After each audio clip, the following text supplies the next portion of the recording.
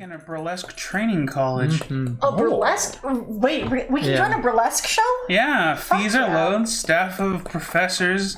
This constant practice and appearances. Yeah. Address 8 Guilford Street, Russell Square. Fuck this gig. Yeah, fuck working for Sherlock. I want to be a stripper. A fancy stripper.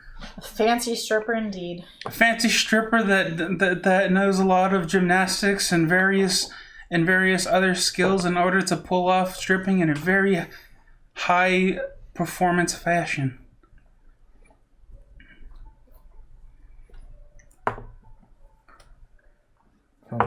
He's all right underneath the toy exhibition. Oh boy. Yeah, I saw that. Hell too. yeah. If you have a visitor's thing, you just get in for free. Sherlock, we got you a new case. Heck yeah. What? Who the fuck's Kobe? What is this? Kobe beef? No, it's just Kobe. Like, there's no... Like, it's stated as if this is a reoccurring thing in the magazine. How long did it take you guys to realize that Kobe beef was named after a place and not after, like, Kobe Bryant, the basketball player? Who the fuck is Kobe? It's Kobe beef. Oh, that's... It's a type of beef. It's not. It's the fancy. Hey, fancy Mr. Beef? Japanese beef. Mr. Kobe beef? That would be a really funny, like... Yeah, for a while I thought it was named after the basketball player when I was, like, a kid. It's like, wow, he's a basketball player and he breeds cows? He's a basketball player and a beef? And a beef? Yeah. The fucking music. Ugh. Did you guys know that there's a Finnish protest pig? People weren't allowed to protest like something that was happening in Finland, so farmers breeded a pig that looked like that was essentially the Finnish flag, and they breeded a pig that had the same coloring pattern as the Finnish flag, and they herded them through the streets and slaughtered them all. What? Holy shit, that's a lot. What was this? I don't remember, but I remember it was one of those things where I'm like, huh. How could they do that in so little generations? Yeah, that's Interesting. Hey man, that's awesome though that you're back to the Minecraft. Dang it, Grandpa. Do. I feel like we're more cramped than we usually are. Yes. Yeah. I don't know why. Unless we've like all gotten larger. Maybe. Is the table also further forward than usual? I think it is further forward than Oh, usual. that is right, because I had to move it because I had to like stage a bunch of stuff, so we might be a little bit closer. But that still doesn't change the actual width of the table. Yeah. No, but it means that we're squished more to fit on screen. Yeah. Yeah. Move back. Everyone move back a little bit. We'll have to move the camera. No, the camera's fine. The camera's framed based off the bookshelves. Oh, well, I meant that one. Oh. What? No, we just moved that down. Yeah. That's about normal, right? Yeah, that's more normal. Ta-da! There we go. Now we're good. My tea has cooled off. I'm very sorry. I'm gonna go refill. I'm gonna go reheat this. Beef for monkey. And yeah, stonks. Has she been putting that tiny shot of whiskey in her tea? Yes. Oh my god! Oh. It's not whiskey! I didn't know it was funny! Dawn is a chronic alcoholic that she's been hiding this from everybody. It's a miniature jar, and it's the perfect size to fit honey, so I keep honey in it, so I don't have to bring the big honking thing to Costco honey upstairs every time I want to have tea. But it looks like the right color! I don't drink! I mean, you do drink when you go through a specific stressful raid, which is what I thought you kept it there for. No, I don't drink when we raid. I specifically do not drink when we raid, because I don't want to, like, get distracted. Oh. Alright. Oh my god. Why are you worried about me drinking? Brandon's been drinking every night for the last 4 months. We didn't say we had Every night. we didn't say we had a problem with it. Why do you assume we have a problem with it? If I could drink, I would. Hey man. Not every night. Not every night. Yeah, that's not a terrible defense. Not every... I mean, this week was also distance learning, so it was like there's like not a lot of like I mean, to be situations where I had to be fair, you don't actually drink a whole lot. You only like get like one mixed drink, with like maybe a net total of like 2 shots like throughout the night. No, I get like 2 or 3 sometimes. Yeah. Mixed drinks. Yeah, but you only put like 1 shot in each one, right? Just I think thereabouts. so. I don't Yeah. know. I kind of like Kinda eyeball wing it. Yeah. I wing it. So as you know, the more the second and third mixed drink are hit or miss as to whether or not they are stronger or Because lighter. you're drunk when you're making it. Yeah, of course. And I'm starting. And Helly wants to know what I'm thinking. And what I'm thinking is, maybe I am drinking too much now. I mean, sometimes you don't really notice it. Someone else points it out to you. That's how it had to happen for me when I was like really going at it when I was living with Alex. Mm-hmm. And it was like one of those moments where Christy was like, "Alan, did you finish that handle of rum?" And I'm like, "Yeah."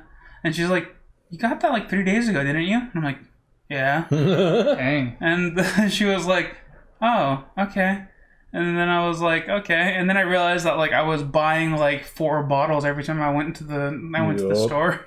That's Yeah. that's a lot. Yeah, I was going through like I think there was a period of time where I went through you know those like smaller bottles of Captain Morgan, the ones that are like straight. I went through like one of those a day for a while back in like third year of college. Unhealthy Kill says I took 2 quizzes today, got 1 question incorrect on one of them, making him get a 86 out of 88 on it, which is, man, that kind of like, that's really like frustrating because it's like you were so close to the hundo. Yeah, and my money's on you didn't actually get it wrong in that the question was worded poorly. And Possible. Hi, latte. It happens to me so many times. I have so many quizzes where it's literally just that it was worded in an ambiguous way that I thought an answer was correct. Doesn't really have any board pieces, latte. Oh, look at you. Could you bring it up to like the teacher, Alan? Like you'd be like, "Hey, this was worded pretty poorly." Yeah, I could, but it's also worded just right that if I brought it up, they'd be like, "Well, if you read it more carefully," you know what I mean? It's one of those things where I just read it quickly and. Oh, okay. Yeah. Time to read the newspaper. Over your morning tea, even though it's not morning. Evening tea. Yeah. Everyone, Solve the crime. be quiet while I read. Oh, right. Last time we all took pictures of this. I was like, no, the market. We haven't gone through the premise yet. I'm just sort of browsing through the newspaper. Thanks. I'll take pictures of it while we're doing that. I'm up here. Oh, that's right. That is a thing that we do. For our reading. Although my phone's kind of low on battery, so I'm hoping it Oh, mine is too. doesn't die. It's not a really stupid question. If a camera was an internal part or not on a computer. Oh, did you just read it too What? quickly? Interesting, yeah. Wait, no, but cameras can be either. Yeah, that depends on the computer. Yeah, that's not a universally. I mean, these are computers. Yeah. But the phone's integrated. the question was probably with regards to the specific desktop yeah. box of a desktop computer. Yeah, that's how I would It depends on how interpret the question is worded. Yeah, but then you consider a laptop, right? Yeah, it's a weird question. Again, if the question was about a desktop box on a desktop computer, then a laptop is not included in that. It depends on how the question was worded. If it was just like, is a camera part of a computer, then the question is yes and no. Yeah. Yeah, but that's the problem. But if the answer only says yes or no, it doesn't give you the context, then that's a bad question. It's also It kind of depends on the like question. meaningless. It's not really like an important distinction. Why do I need to know it? It's just like, yeah, sure, I guess.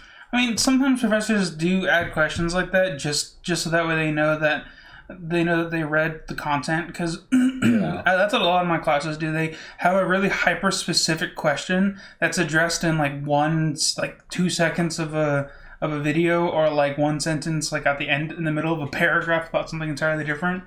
Yeah. It's true that they do that sometimes. Mm-hmm. Sometimes you have to have those yes or no questions, or not yes or no. Well, I guess in that case it's a yes or no. But the very definitive ones where it's like you can't dodge around the answer, and then the teacher's like, well, technically you didn't say it. It's like, well, you could construe that from my answer, and then the teacher's just like, listen, if I didn't get it by reading your thing, then I shouldn't have to go searching for it.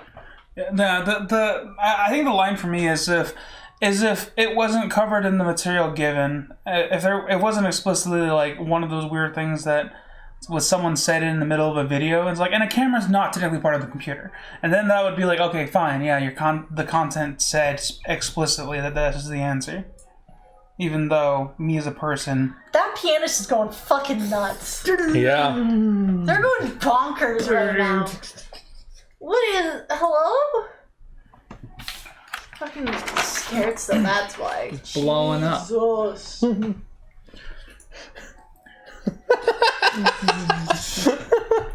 Get a load of this. All right, Jesus, calm down. That's a show-off piece, you know? Yeah. It's one of those that you perform in concerts. Mm. And why is there not, like, an easy listening classical channel?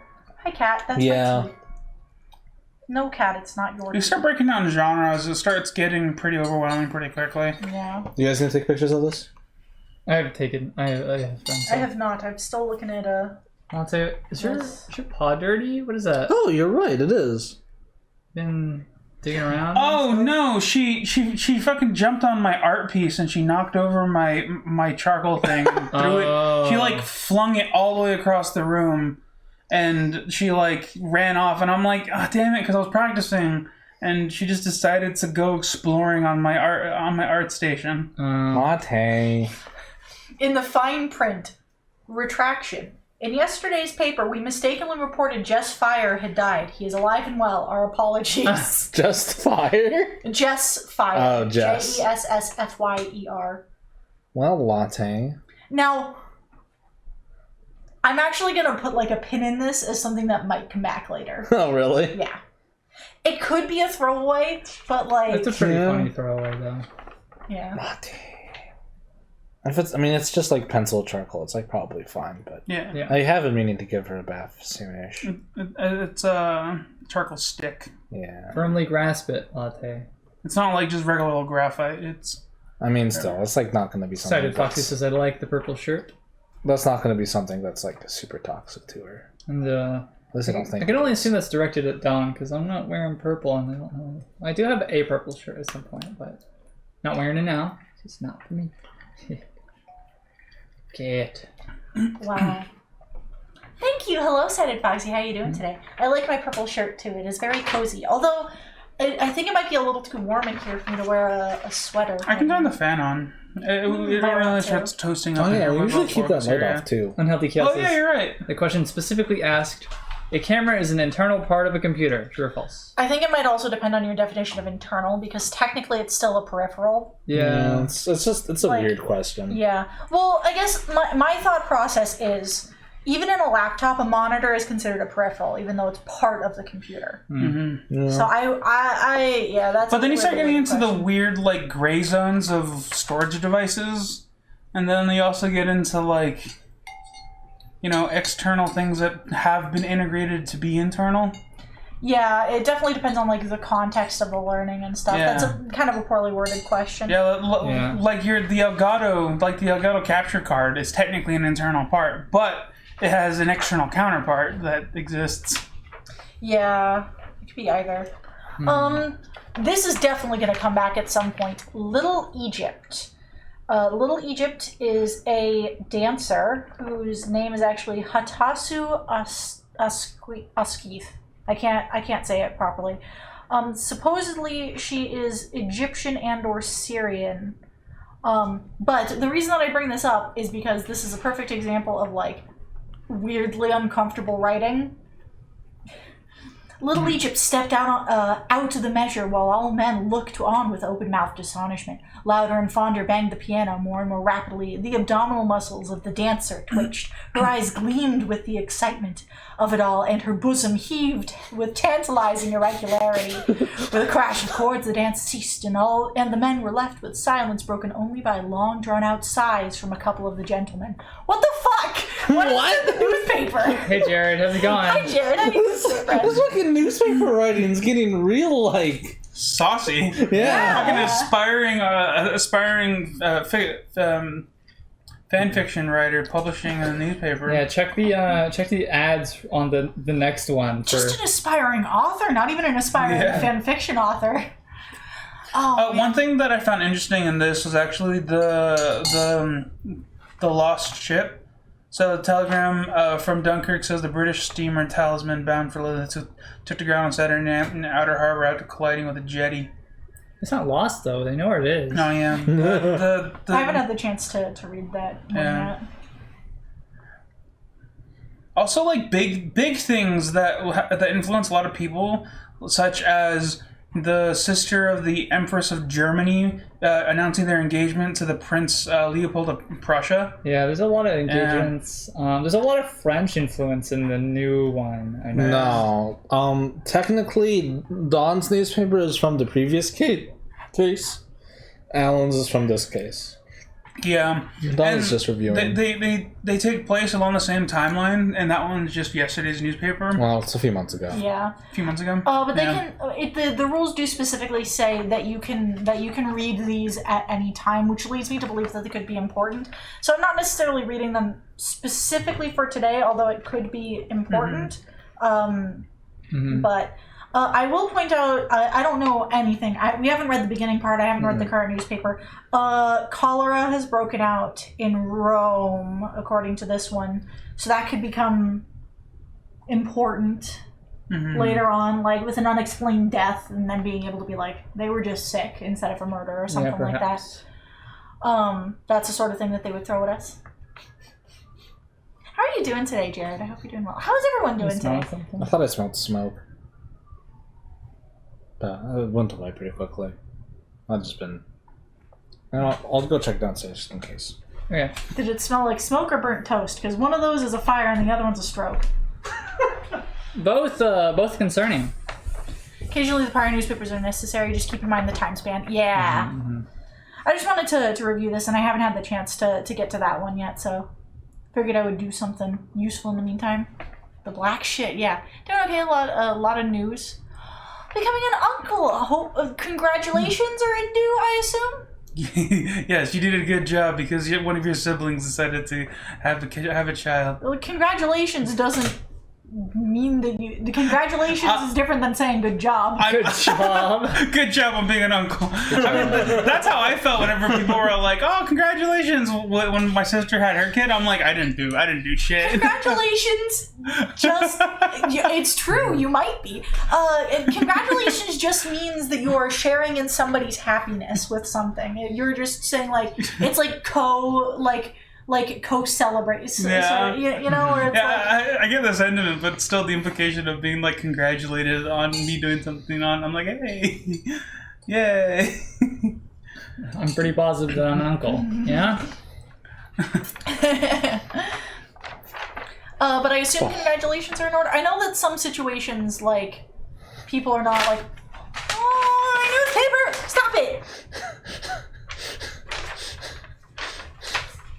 Latte retaliates. She's been very, she's been very like more assertive recently. She's been really ornery. Yeah. Like today especially. Yeah. Yesterday. Oh, Latte, did you accidentally hit the stop stream button? No, she might have. She was jumping around it. I'm sorry, y'all. Latte, did you stop the stream? Latte! Let us know when you can see us again. I'm really sorry about that. We did not notice that the stream went down. We have a stop stream button on the stream deck. I think Latte hit it. I think Latte turned off the stream. Latte... You're gonna get relegated.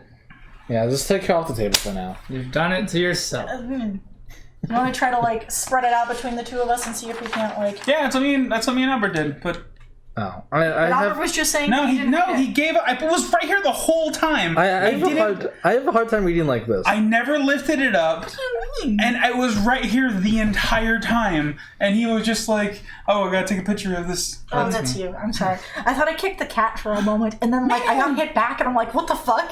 I mean, It's the just cat random. does smack back sometimes. She does. The personal column's pretty fine. Just Harold, same time next week. Yeah, I saw that, and I'm like, Wait, what? Yeah. Harold, same time next week. Whoa, I don't like that. Oh man, I'm sorry about that, guys. How long were we off for? Probably very just like long. a minute or two. Yeah, Yeah. not very long. I'm sorry about that, y'all. Here's the burlesque show. If you're interested in that. I am very interested in that, but I have to get through everything else first. Man. To do. After I've been shaping my nails recently because I need to shape them to be proper picks for guitar, mainly for a big performance. But after that, I plan on only trimming them down again. But since I've been shaping them, I've been like, man, I should just like, because I've always wanted to get like that thin nail like thickener, and like then paint it so my nails are like super hard. And I'm just sort of like, man, it makes sense for a guitarist to want to do that. Like now I can do it, and I have a reason to actually do it instead of just I want my nails to be hard.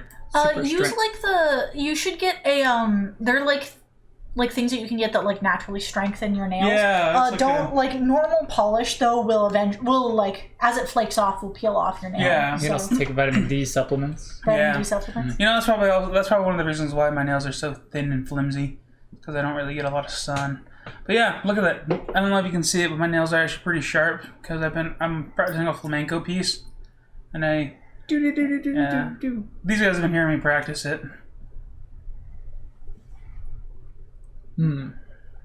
It's been rather fun actually progressing and getting better at it.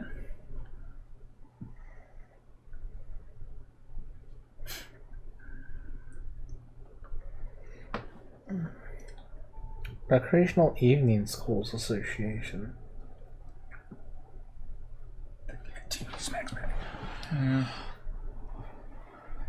You guys can continue to talk. I mean, I don't want to interrupt you guys because every time I'm talking, you guys like chime in, and I'm like, oh, they need to read. No, it's fine. I can read and talk. Oh, I couldn't. Yeah, I can't, so I just stay quiet. That's fair. Okay, I finished with my skin. The choicest of Indian tea. Choice. Yeah. One thing I'm kind of confused about is on the backside. There's this whole like little context thing where it just lists off a big thing in bold capital letters, and it looks like a beer review. Yeah. Yeah, and it doesn't preface it with anything. It just starts listing off like ratings and beers, and I'm like, huh. Yeah. I couldn't figure out what that was about either. Yeah. Because like there's mention of like the choice tea, but Choice. everything else doesn't necessarily mention like beers on this side. Oh, I need to get notepaper up. That's a good point. Here's my notepad. Oh man, there's just so much to read. What is mine? I need a. Sorry, y'all, we gotta get through all of this, and if we were to read it out loud, it would just take way too fucking long. We'll read the introduction. Yeah. We'll read everything else, but the newspaper is a lot.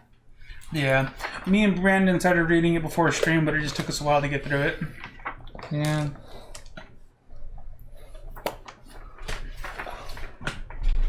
What's today's date? June 11th. Or do you mean actual? Oh no, I don't care about the real date. Oh, okay. Real date is is fake. What year? 1888. Same year, yeah. 88. 1888. Trying to think of when the Civil War was. Fucking no. It was before this, I think. Yeah, it was 1850. It was like in between the 1850s and the 1870s. Yeah, I think. Because the Navajo Nation Treaty that made us part of the Civil War? United States was at the tail end of the Civil War. The American Civil War lasted from April 12, 1861 to May 9, 1861 to Yeah, 1865. Yeah. I was just trying to think of like what would be in recent memory. Because there's that celebration of like the Battle of Waterloo mentioned. Yeah. And Prussia was still a state. Was still a country. Like it's just hop bitters, the purest. Hop bitters, Yeah. best and cheapest. That hasn't happened yet. Then there's Friedrich Schall, and someone just writes mineral water. Oh no, that has. Important notice. Important notice. Yeah. French Revolution also happened in living memory.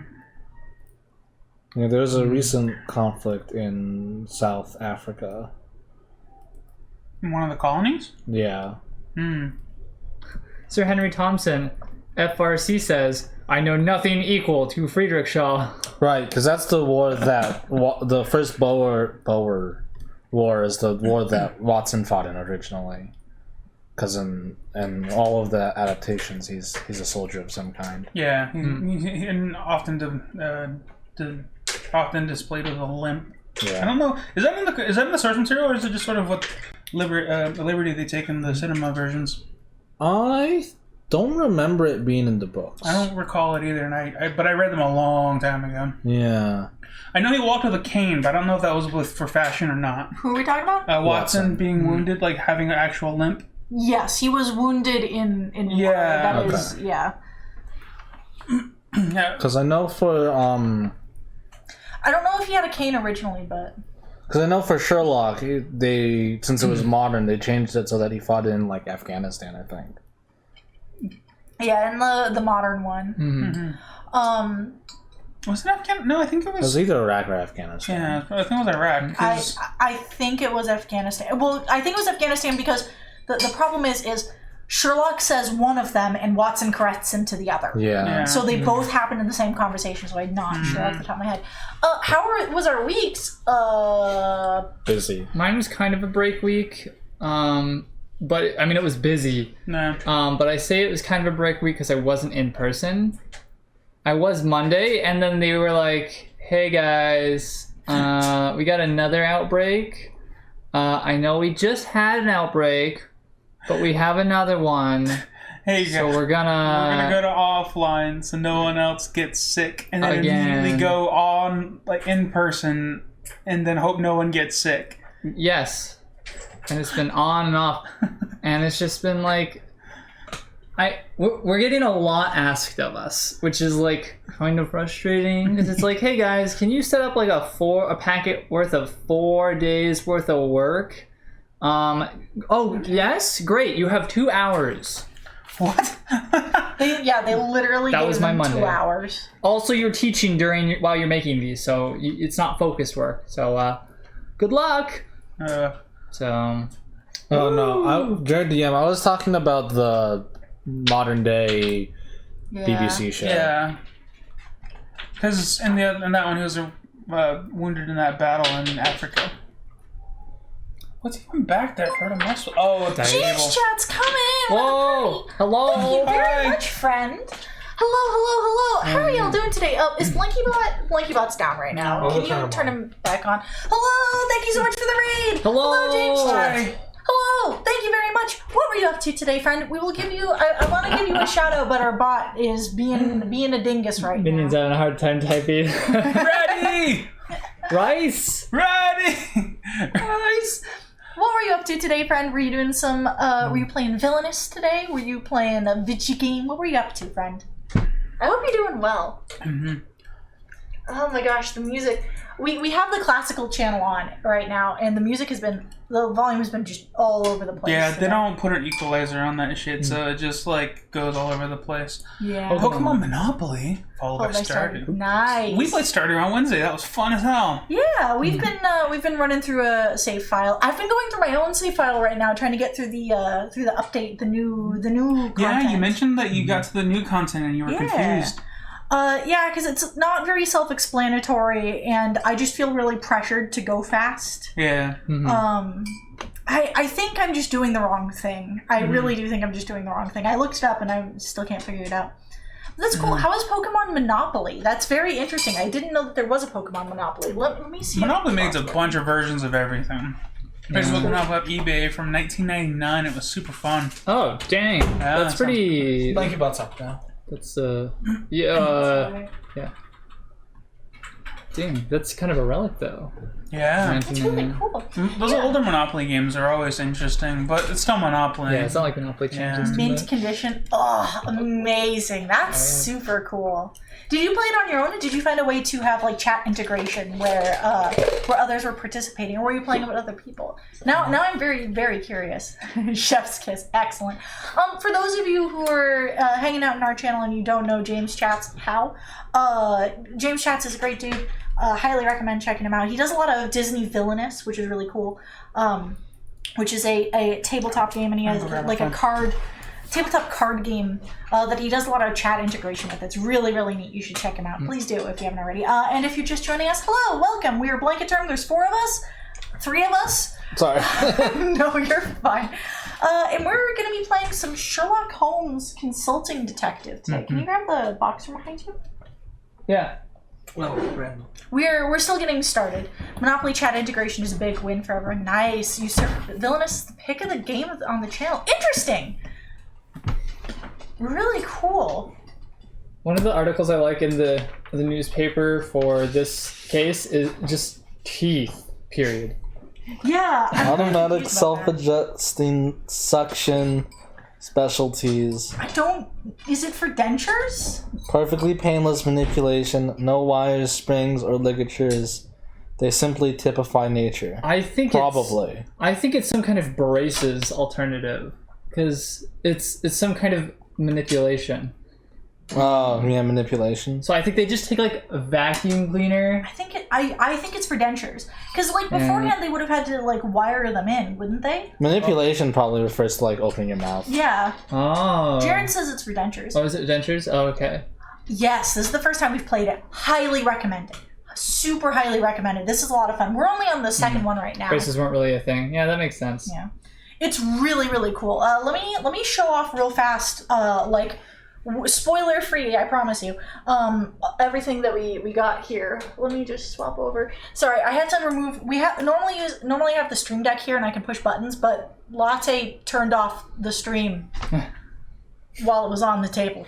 So I had to remove it. Anyways, oh shoot. So it comes with a whole bunch of like newspapers. So you get 1 newspaper per case. So like there's 1 newspaper here, and we're on the second one, so we have both newspapers available. You have a whole map of London. You have a London directory, which is it's a chonkin directory. Like I'm not sure how well you can see the lists of everything. You get to choose where to go. You basically are given a simple construct. You're given like a simple conversation in the beginning, and then that's all the information you have, and you have to solve whatever case you're trying to solve using the information in the newspaper, choosing where you go on the map based off the information you find on the stuff in the newspaper. And the music's gotten really loud again because they don't audio balance this channel at all. Also, the box opens like a book. It's very cool. I highly recommend this game. It's a lot of fun. It's very thinky, but in like a good way. And it's definitely something that you could integrate with chat. It's definitely something that you could play with chat. You could provide like the materials that you have and then have people come up with potential solutions and give suggestions for where you can go. Or maybe vote on which lead they want to follow up with next. You can also have a thing where you can challenge chat and see if they can do it in fewer steps than you. Though they'd also need their own copy, I guess. Yeah. Yeah, Jared's the one who suggested this, and he donated money for us to get it, so he effectively bought this game for us. And we love it. It's really cool. It's $60, so it's kind of pricey, but it doesn't come with just 1 case. There's 10 cases, and you could also DM it for chat. Now that I think about it. Oh, interesting. Thank you for the 500 biddies underscore. We really appreciate it. Well, that's How are you doing $5. today, friend? Thank you. Hope you're doing well. Yeah, this game is really cool. It's super cool. We're like 40 minutes in and we haven't started yet. Yeah. I mean, most of that was just reading the newspaper. Yeah, Alan is correct. I'm not sure if you could hear him. We spent most of that time like reading the newspaper, getting acclimated. I mean, it took us like 2 hours last time, right? Yeah. Yeah, that's true. It did take us shorter than the allotted time that we normally spend. Yeah, so this is one of those ones where I'm not worried about not finishing it. Most of the time, honestly, it's just sort of the decision making. Like, it can really make or break depending on how complicated we think the case is. We might hop on a lead right away. Yeah, let's possibly do this in like three jumps, and like it's real short. That's super fast. So honestly, just try to live the world is the best thing to experience this game, I think. Go into lurk mode. Absolutely understand. Get some rest. Thank you for popping by. Thank you for the raid. We really appreciate it. And thank you for wishing us a great stream. Yeah. We're going to have a blast. Yeah. James told us to, so we have to have Try stopping me. Just starts yelling. We're going to have a good time. I'm having a great time. Have a great night. Thank you so much again for the raid. We really appreciate it. Yeah. Oh, sorry. What are you singing? Mr. Fahrenheit. Unhealthy Kill asked how my week was. I didn't get to answer, so I'm just gonna say I thought I was gonna be busy, but I wasn't because I did homework over the week instead of all at once when it was due. Oh my god, guys! Did you know the secret? If you do your homework before they're due, then it's less stressful. Why is the camera? Ugh, I hate. Yeah, I did all my homework over the course of the week rather than jumbling them all up in one day. And like last night I finished an assignment that's due tonight, and then the professor put out a thing where she's gonna because it's a condensed course, she's not going to penalize us for turning it in late. So I was like, oh, I already finished it, it's fine. And she's like, oh, in that case I'll let you do resubmissions after reviews. And I'm like, oh, okay. Cool. Yeah, so now I'm just waiting for people to review it and her to read it, and then I'm gonna get some feedback on it, and then before the end of the month I gotta resubmit it. Nice. Yeah, so exciting. All right. Right. Okie dokie. How do we want to do this? Can you pass me it over? I'm going to take a few pictures of it so that way I have it on my phone. Yeah, there's only 2 pages. It's the first page of the second page. Yeah, this is a shorter thing than the last one. Well, thank you for the follow, Nancy Wheelers. Oh yeah, thank you so much for the follow, Nancy. Really appreciate it. Welcome to the party. How are you doing today, friend? If you would like to chat with us, we're asking how you're doing. Lurkers are bread and butter. Lurkers are bread and butter. Also, we're not checking our phone to like check social media. We have a picture of the thing. Yeah, we took a picture of the thing, so we don't all have to share the book. Who wants to be narrator this time? Did I do it last time? Yeah, because you're the only one that could do a British accent. We don't have to do a British accent. Yeah. Does somebody else want to do it, or do you want to keep the characters the same? I can do it. Do it. Wait, why is it? Oh my god, my phone does this thing where it takes a movie every time I snap a picture, and I have to manually go in and save a copy of the photo so it doesn't move. Yeah, we were having a great time. There's cat hair floating in front of me because of the cat. Cat dander. Cat dander. She needs a bath. We're excited to get into this. Let's. Case 2, The Tin Soldier. 11 June 1888. We are below. We are at 22. Wow, 221B Baker Street. I'm trying to think because I've never heard it said aloud because I'm not a huge Sherlock fan. 221B Baker Street. Yeah, I've never heard it said aloud, so I was unsure if I said needed it last time. No, well, yeah, you did, but in passing, I don't pay attention to that. 221B Baker Street. Look, it's not an unreasonable. We are at 221 Baker Street, celebrating the conclusion of our previous case. When we hear a clamor in the streets below, followed by the ringing of the front doorbell and the sound of heavy footfalls on the stairs. Who is this? Probably. I think it's Sherlock. Yeah. In which case, Brandon. It seems as if our moment of triumph is to be but short-lived. Come in, Lestrade. Lestrade timidly peeks in, his face betraying surprise at being recognized before he is seen. Was I Watson before? I do not remember. I think I was Watson. I think Albert was our boss dude. Yeah. Okay. Really, Holmes exclaimed. Well, that's you, but. Exclaimed Watson. I suppose you will tell us that Lestrade rings doorbells in a most distinctive way, and that you would recognize his footsteps anywhere. No, my dear Watson, not at all. Holmes chuckles. But since the trip from the front door to ours was made in seconds and was unaccompanied by a warning screech from Mrs. Hudson, it must be presumed she knew the caller. Who else would be in such a hurry and gain immediate entry but Inspector Lestrade with some pressing and professional matter? Besides, while at the window a few moments ago, I glimpsed the inspector's carriage turning onto Baker Street. Inspector, now that you have regained your breath, how can we be of service to you? Lestrade plops down on the chair and gasps out. General Farnsworth. Oh, God, Albert, this is a ex-military Lestrade's police always officer. kind of a weenie, though. But he's a detective. All right. Weenie detective. General Farnsworth Armstead, one of the 6 surviving Waterloo Tontine ticket holders, has been murdered. Waterloo Tontine. Asked Watson. A lottery of sorts. In 1815, the Tontine was set up to aid the veterans of the Battle of Waterloo. Wellington's victory over Napoleon. What? They would know what the Battle of Waterloo is. Why are you saying this? I mean, they're putting it more for us, I not the know. characters. For a pound, one bought a ticket in the name of some young relative. Longevity is paramount to winning. The ticket proceeds amounted to over £1 million, half of which went immediately to veterans and their families for medical and hardship expenses. The remainder went to the Bank of England, where it has been collecting interest all these years. The sole surviving ticket holder will claim that prize. Oh, right. That's where I've heard that word before. The Tontine's kind of like a reverse Deadpool. Oh, interesting. Yeah. It's not still going, is it? No. No. This is 1815. Yeah, they're Well, all I dead. don't know if they can, like, pass it down. I don't know how this works. I've never heard of it before. No, you can't pass it down. Only if you fought in the war and all the people at the table are like, a lot of us are gonna die today, but everyone let's put in $5 and the winner gets the pot. And the winner is the person who's still alive to take the pot. Yeah, also, Jared's right. It was 50 years ago. Albert, do you remember battles that happened in World War II?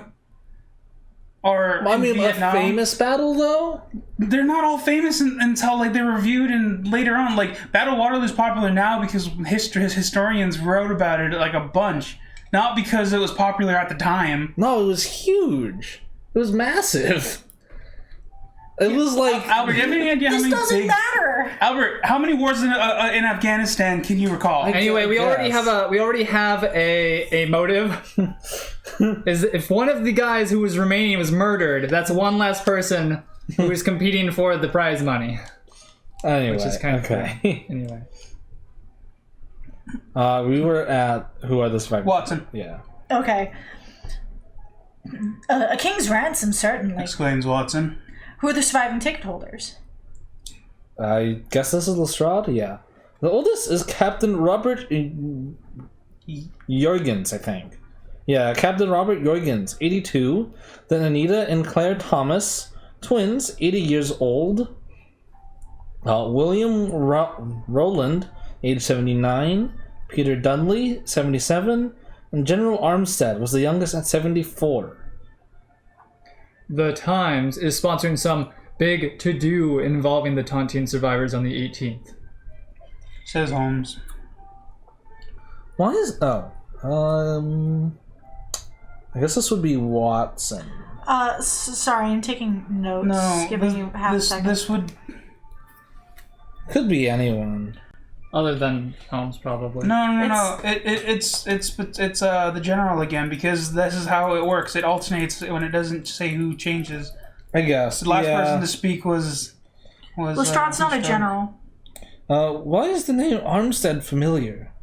No, No, that's it Watson. is Watson. Okay, this is... Why is No, the name... Because Holmes immediately responds to Watson. No, Albert, you read the wrong line.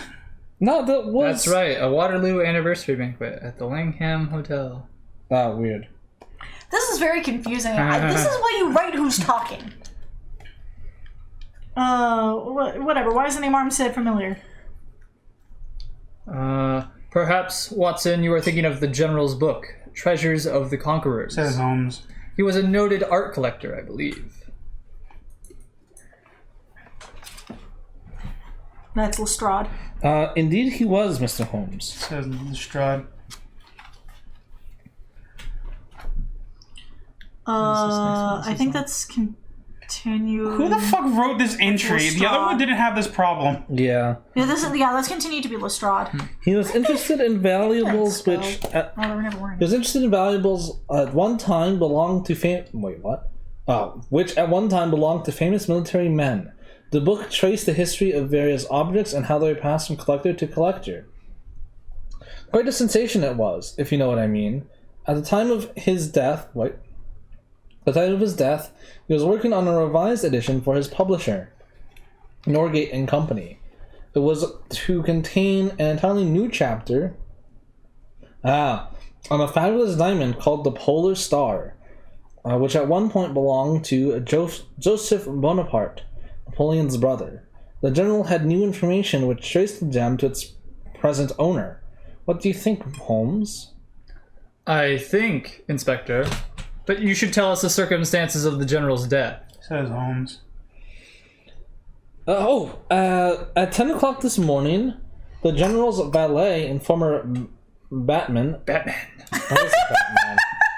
His former Batman. Where'd the music go? Holmes still taking. David Sennett admitted a caller to the general's study. The caller was an elderly gentleman, hunched over his cane, with a French accent unknown to Sennett. It was all very unusual, and that the general never sees anyone in the morning while he is at work. But the gentleman insisted that... Oh, my leg fell asleep. That if the general would read a letter, he would be the exception to... Wait, what? He would be the exception to that proven rule. I feel like I missed the sentence. And so it was. Sennett took the letter to the general, who went very pale when he read it. He told Sennett to let the man in. Sensing something amiss, Sennett dawdled in the area of the study for the next 50 minutes or so. Suddenly, he heard the distinct sound of swordplay. He then tried to enter the study, but found the door securely locked. As he attempted to force it, he heard the crash of breaking glass. He gave it up and raced to the kitchen and out the back door to enter the study from the garden. The caller had quite vanished by the time he arrived, and the general was leaning against a display case over military miniatures. Oh, he likes Warhammer. I was about to make that joke. The shattered top of which accounted for the broken glass. Before Sennett could assist him, he dropped a rapier from his hand and fell over dead. I take it, Asked Holmes. that the letter that so upset the general was nowhere to be found. Correct, Mr. Holmes. Well, Inspector, we shall put our brains and our feet to the task. Are you gonna finish it? What? It says thank you, Mr. Holmes. Oh, thank you, Mr. Holmes. Sorry. Alright. Oh my gosh. Okay, so as a recap, then. Yeah, we should go over it and recount the important bits. Yeah, so the most important thing is there are now 5 people who have tickets left. There are Captain Robert Jurgens, Anita and Claire Thomas, William Rowland, and Peter Dudley. And that is oldest to youngest. General Armstead was the youngest at 74 years old, which to me suggests that somebody who's older than him was upset. However, could be a red herring. The Times is sponsoring some big to-do involving the Tontine survivors on the 18th, so maybe somebody's trying to go through and kill people. He's also an author, so that could also be very important. Yeah. He was an art collector, as well as an author, like you said, because he was writing about the Polar Star, which is a fancy diamond, and we have a recent person who was arrested on suspicion of being a jewel thief. Brandon has that. Wait, I thought that was in the March issue. Oh, it might have been. Yeah. Yes, it was. You're right. I can reread that. So it could potentially have to do with that, although I'm not 100% sure. 10 o'clock this morning, David Sennett, the general's valet, admitted a caller to the general's study. The caller was an elderly gentleman hunched over his cane with a French accent. Yeah, I was also reviewing that one too. So what I'm interested in is we should probably visit Senate and ask him about this gentleman. Because there is a gentleman who wants to learn French in the personals, and I'm wondering if someone faked the French accent to throw people off. I'm willing to bet that as well. Yeah. Yeah. So our first stop should always be the scene of the crime. Yeah, that's a good I one. learned that from last Can I see the time. directory? I'm gonna start looking up these names and see if they have addresses, just to see roughly. Well, Oh, yes. They absolutely have addresses. yeah. Directory. Okay, so things that we know. An elderly gentleman hunched over his cane with a French accent. One or more of these details could be a red herring. I'm willing to bet that the person does not actually need a cane. And the reason that I say this, The cane's a sword. They Yes. had a duel. they If had a he duel. if he had a bad leg, they wouldn't have been able to have a long, drawn out duel. We Especially also against don't a know how long general. it was. Well, he was waiting for 15 minutes. And then he started hearing it. Oh. So what is his letter? Senate dawdled in the area of the study for the next 15 minutes or so. Suddenly he heard the distinct sound of swordplay. He then tried to enter the study but found the door securely locked.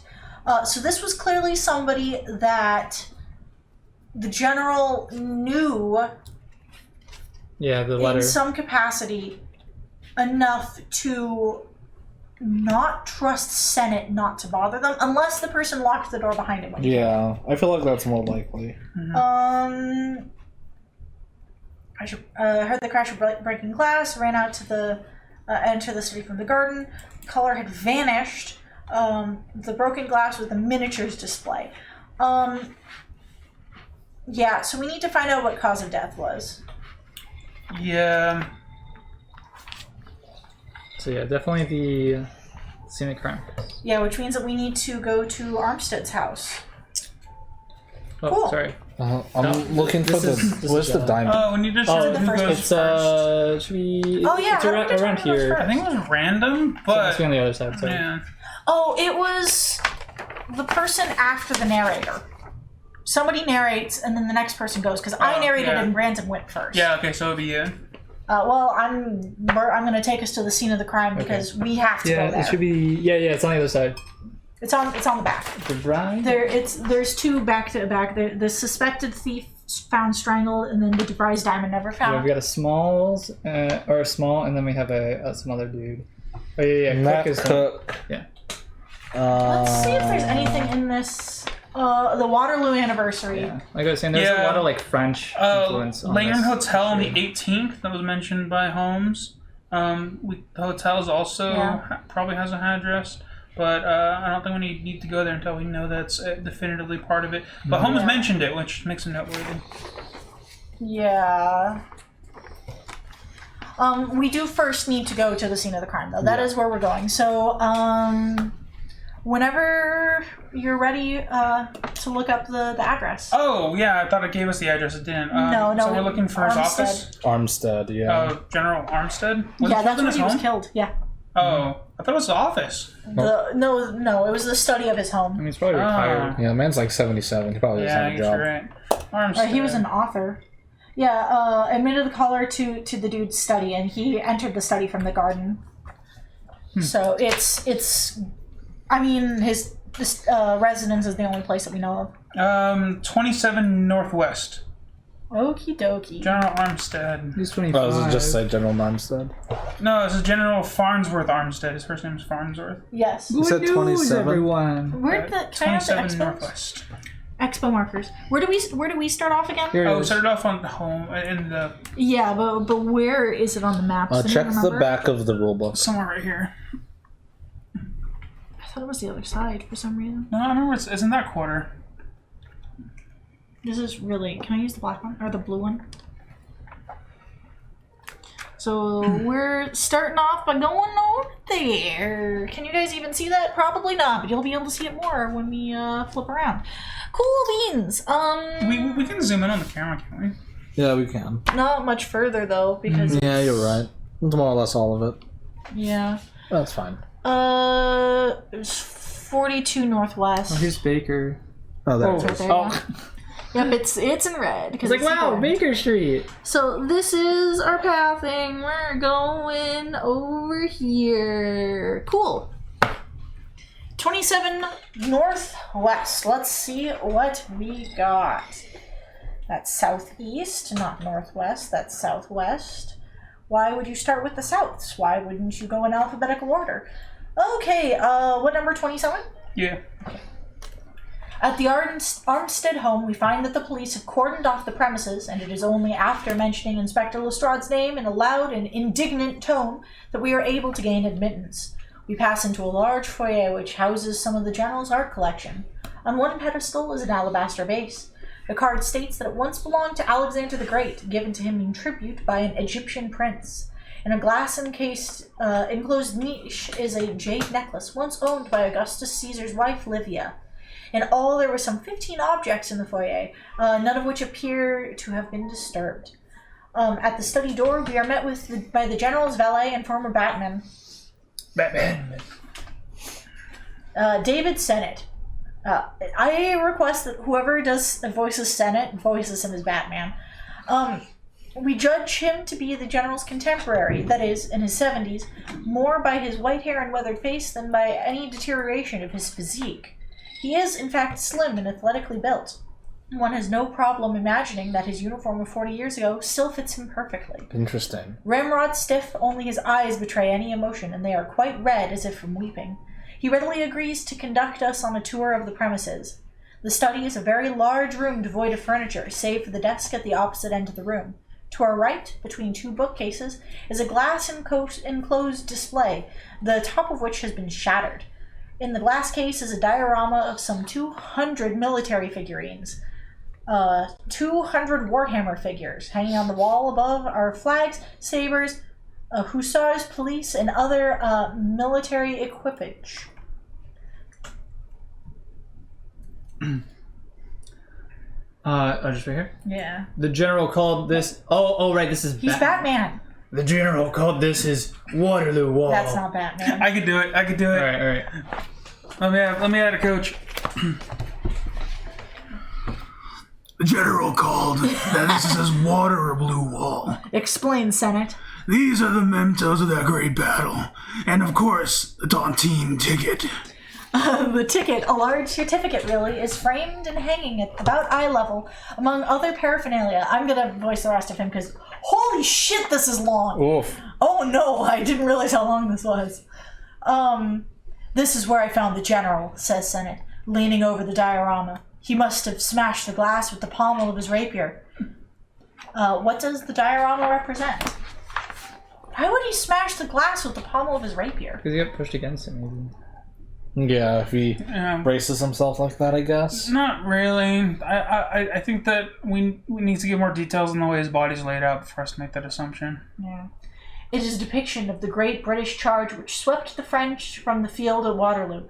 The Iron Duke, as the Duke of Wellington was called. There is a mention of where he died. This is the. That's fascinating, actually. It's in that one. Yeah, it's in the recent one. Yeah. A letter from The Duke of Wellington's birthplace, not where he died. Okay, I mean, census papers, right? Yeah, that's interesting. Let's hold on to that. Yeah. The Iron Duke, as the Duke of Wellington was called, is waving his hat to signal the advance. Here now. Sennett points to the figure representing Wellington. While all the other figures are advancing towards the viewer, the figure of Wellington is turned around in the opposite direction, that is to say, facing the wall. How strange, says Sennett. He is about to set it right when we caution him that nothing in the room should be touched until the police investigation is completed. On the wall opposite the Waterloo Wall are hung 2 crossed cavalry pennants.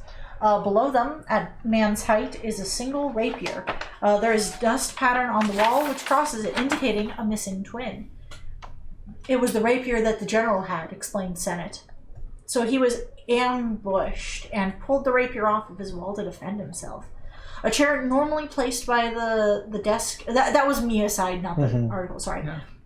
A chair normally placed by the desk for the use of visitors has been moved against the wall under the rapier. Faint footprints soiled the fabric of the seat. Interesting. He was on the chair? No. He stood on the chair, yeah. Yeah, it just must have been highly mounted. But how would he have time to grab it unless he was showing it off and was attacked? Yeah. Well, I think it was a challenge. This is some kind of honor duel. Oh. That's what the letter is. It's like I challenge you. I agree. I think this is a duel. Interesting. Yeah. Otherwise, you would just take a gun. That also explained why he didn't call for help. Yeah. It was an honor duel. Yeah, if you want this man dead, you just be like, die. Yeah. Anyway. But then, I was wonder there if any? this dude doesn't have the ticket legitimately, and he was challenged by the legitimate owner. Maybe. It's possible. We would need more information. Yeah. Yeah, I don't know.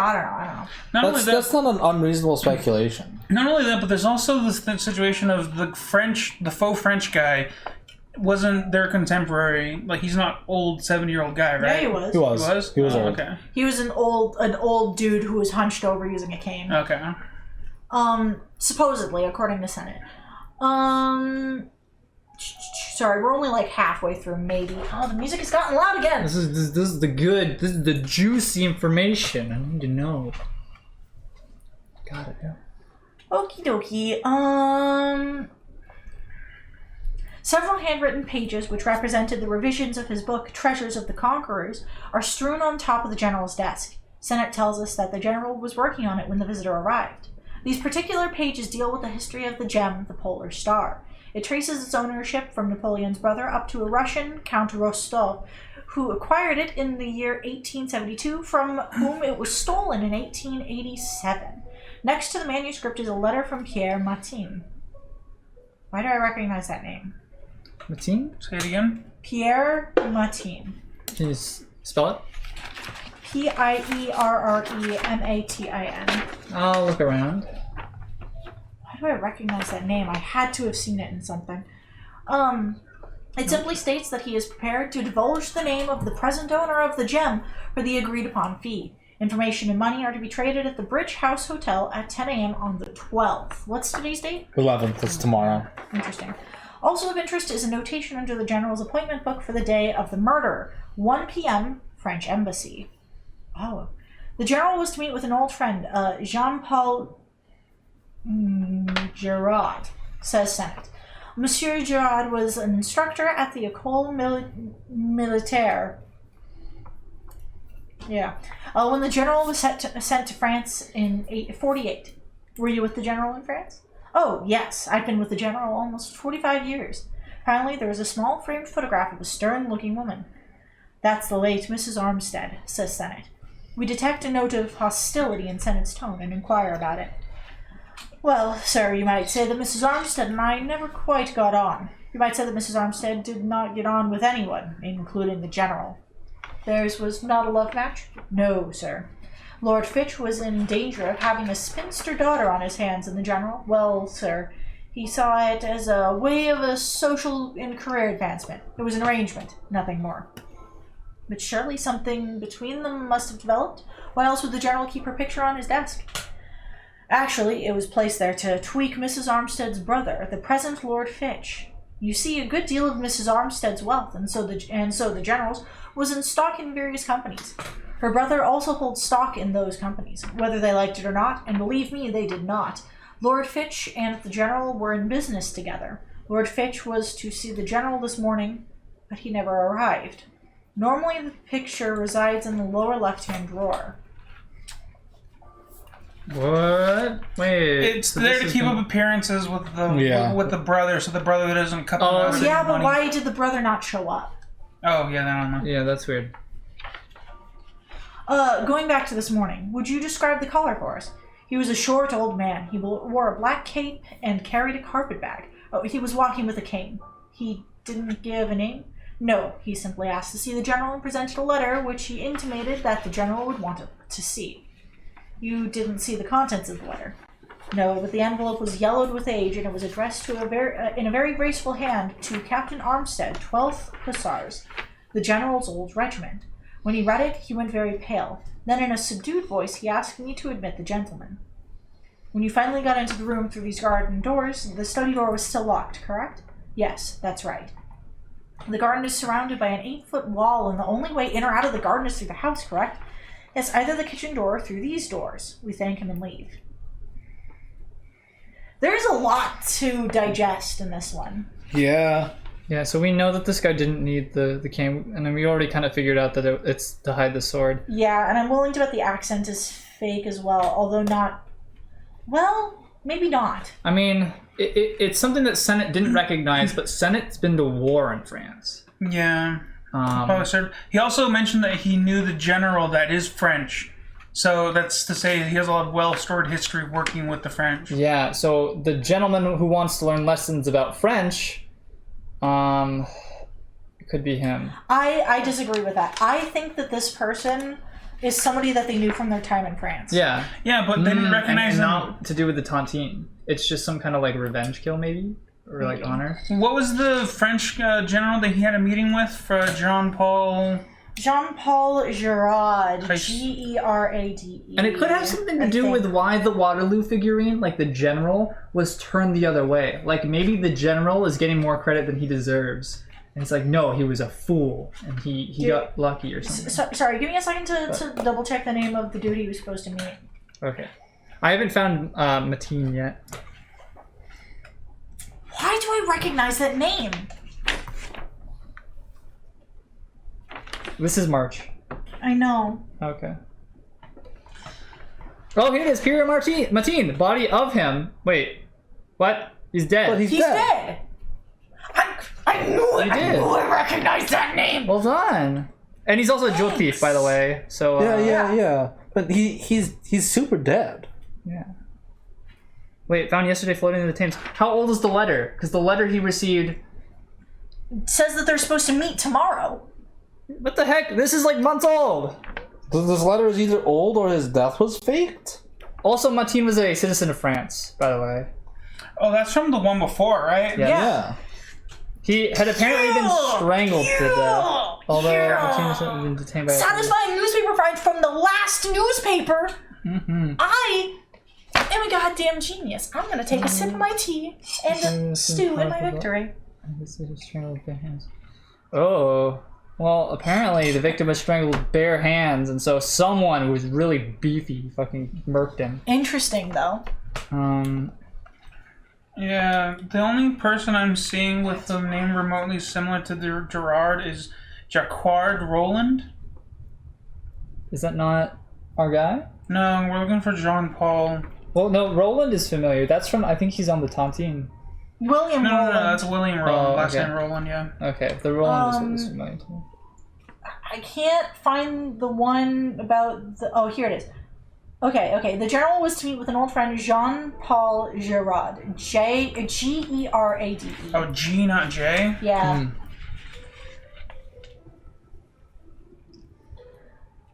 Anything else you want me to look for? No, that's good right now. Yeah, next to the manuscript is a letter from Pierre Mateen. It simply states that he is prepared to divulge the name of the present owner of the gem for the agreed upon fee. Information and money are to be traded at the Bridge House Hotel at 10 a.m. on the 12th.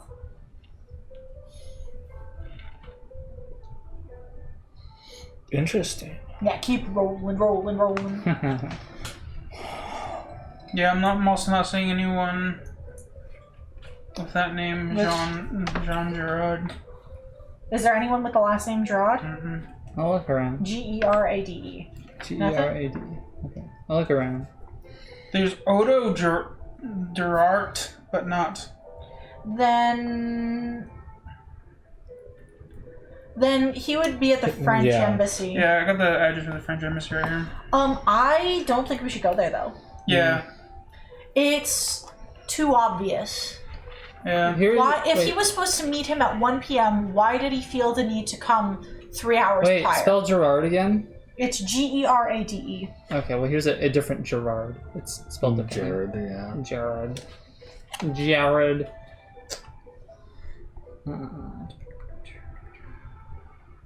Can I flip over? Yeah, that's interesting. I wonder... Oh god, that means... So we have two things here. Either Pierre is not dead and faked his death. You got a phony. I think it's easier to impersonate Pierre. Yeah. Yeah, I think somebody's pretending to be Pierre. Especially if we're following the lead of trying to be French. Yeah. That's a good point. Yeah, someone might be impersonating him. Yeah. There's also something that was mentioned, the meeting at the Bridge Street. That meeting was with the dead guy, right? Yeah, but it was scheduled for tomorrow. Yeah. I don't know. That doesn't seem like it's super relevantly. I mean, the biggest thing is that, like, the thing is that they could be prepping for the banquet. They could be doing something for the banquet, and the banquet was mentioned, and these are all important people for that banquet. Yeah. So, if this has something to do with the upcoming banquet and the sort of social things around it, then that might be important. The meeting might be somewhat important to that. I just don't know if it's worth wasting a visit to go check it out. Yeah, I don't know about the banquet. Let me know when you're done rereading that. I'd like to read it myself as well. Is there any more? I don't even know where to start. Lord Fitch. I think Fitch is a better call. Yeah. Remind me who Fitch is? Is he on the Tontine? No. He's his wife's brother. Oh, yes, his business His partner. business partner. His reluctant business partner, who was supposed to show up for a meeting but never showed, Which is suspicious. and then somebody else showed up Before him. after him. Oh, after? After when he was supposed to show up. Oh. He never showed up. This dude did instead, bearing a letter that was addressed to Armstead that's old. Yeah, this is clearly some kind of old war grudge, I think. Yeah. So it's an honor duel or something. Yeah, it definitely feels like an honor duel. Once you're finished, I'd also like to read it because I'm wondering if there's some wording in there about the way he died, like the positioning of his body and stuff like that. That would lend stuff, especially like the breaking of the glass. Like, I think there might be a clue in there that we missed. He broke the glass to turn around the general. That much is certain. Because But was it him? Was it the general that turned around the general, or was it the guy? it was Armstead. It had to have been. Had to have been? Because Okay. Armstead was on top of the case when he died. Oh, that's true. With his dying action, he broke open the case and turned around the general. Okay, so what does that mean? Yeah, what does it mean? The general's cop was maybe it's signifying. Is it a piece for representing him in the Battle of Waterloo? Was it or no? This is the Duke, This right? Duke- This is the Duke. Yeah, it was Duke Wellington. So, that could be... Duke of Wellington is significant. Mm-hmm. Yeah, what does it mean? For real, what was the... I don't know what the information was regarding. It was an old letter addressed to him at his old position when he was in France. The dude was Wait. supposedly speaking with a French accent as well. Wait. But they didn't recognize the French accent. Yeah. So he was turned around. Facing the wall instead of the viewer. All right. Full 180. What if the Duke was from France? No. Well, like, what if he was born in France? Because he's like, I trust that this will end all controversy in the matter. I don't know. This is a long shot, but like, generally you have the pieces facing like one way depending on like what side. It said they're that all on. the other ones were facing towards the viewer. Yeah. And when he noticed that the piece was facing the other direction, he reached in to correct it. Oh. What if France was a duke? Yeah. So the Duke. So yeah. So from Senate's point of view, he was like, oh, this Duke should be facing the same direction as all of his buds. Presumably he's seen it before. Yeah. Presumably he knows that was the position that it was in. Yeah. Yeah. And I mean, he'd obviously know how it was supposed to be because he's very close to the general because he was very stricken by his death. Another thing is that speaking of the Senate's personal relationship with the general and his wife, do we want to read anything more into the face he made when they were talking about his wife, other than just general? She's a grumpy person. He didn't like her very much. Yeah. She's dead though. Yeah. So we can't really talk to her. You done?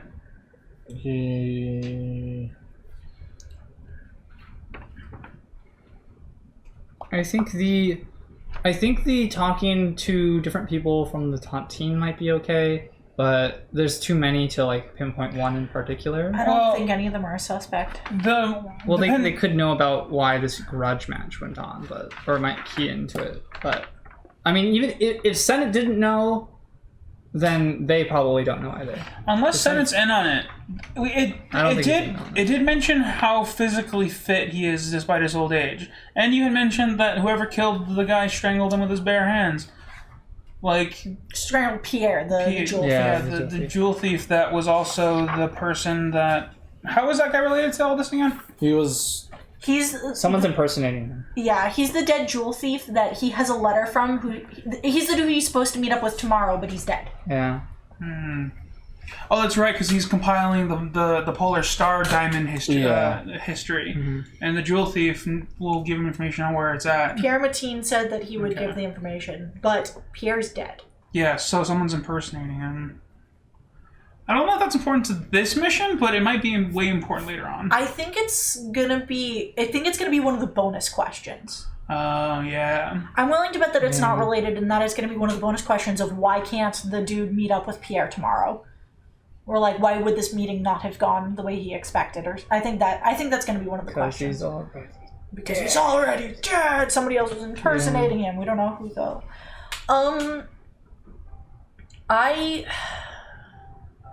I think talking to Fitch is going to be important. Yeah, because Fitch didn't show up before the thing, so Fitch stands out more than the taunting people, and I don't see it. Are there any other bigger like leads? Other than I guess like the coroner who's going to tell us, yeah, he was stabbed to death. Thanks, guy.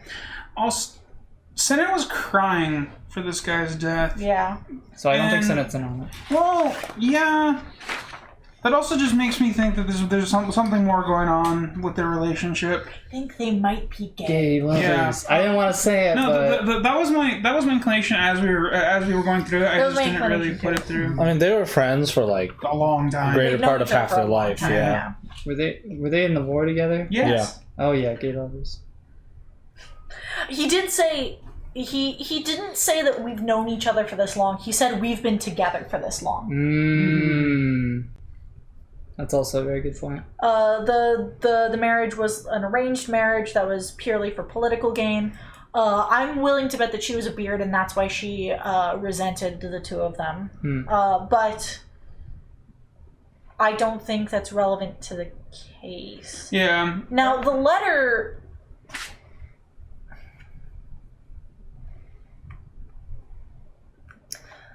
The letter was clearly written to him a while back. And the contents of the letter are what caused him to die. Whatever is in that letter is the motive for this death. Yeah. But the question is, what was in that letter? Now, is Fitch going to be important? Was Fitch involved? Or is it just that he wasn't feeling well and decided not to go? And that's something we should find out. Yeah, unfortunately, I think that we might have to go and visit him. Hey, they mentioned his book here too. Yeah. Yeah. Some entirely new chapters, including one featuring the fabulous diamond, the Polar Star. Yeah. Yeah. We got Lord. Okay, we're just trying to go through the leads he found. We have Lord Fitch. Yeah. Describe who he is for. Which is the business partner. And his brother-in-law. Yeah. brother-in-law. We don't. The French embassy. Like, understood things we can, like, we have a place we can go look at. Yeah. Right? We have Lord Fitch, the French embassy, and, like, that's kind of it. Where he was supposed to meet Pierre. The Bridge House Hotel. Going further back, there's also, I guess really no reason to go to the Langham Hotel for the banquet meeting. Then there's also the other Tonti lottery members, namely William Rowland and Peter Dunley. Those are the only two people, because since the suspect was male, I think that rules out Anita and Claire Thomas. Unless they have significant others that would somehow be related to all of that. I don't know. Any of their names show up in the newspaper? No. I don't recall their names. No. I don't think so. But we would probably get best to go through it again. Dudley, Roland, and what? Thompson? What or sorry, what are the twins' last Thomas. name? Thomas. Yeah, I don't remember seeing any of those. Mm-hmm. You know, the going to the British House would potentially... We could potentially see if Pierre Martin went there in person to arrange the meeting. And that way we would confirm that, yeah, someone's impersonating this person. We don't have a way to know what Martine looks like. Now, the other thing is we could visit this dude. Yeah, Palmer. The person who wrote the letter to the newspaper about the Duke of Wellington's birthplace. I today deposited at the military exhibition at Chelsea a valuable piece of evidence as to the birthplace of the great Duke of Wellington in the census papers of 1851. The first line written by his hand. In it, he states he was born in Ireland. He believes in Athy. This document was given to me and my sister as a great treasure by our friend Major G. Graham, the late Register General. I trust it'll end all controversy on this matter. Signed C.G. Palmer. Now, the reason that I think this is significant is because this dude was, one, writing a book on this, and two, the person in question about the birthplace is the figure that was turned around. Mm-hmm. I think if we were going to follow up on this, we don't visit Palmer, we visit Graham. Major Graham. Yeah, military. Yeah, he's military.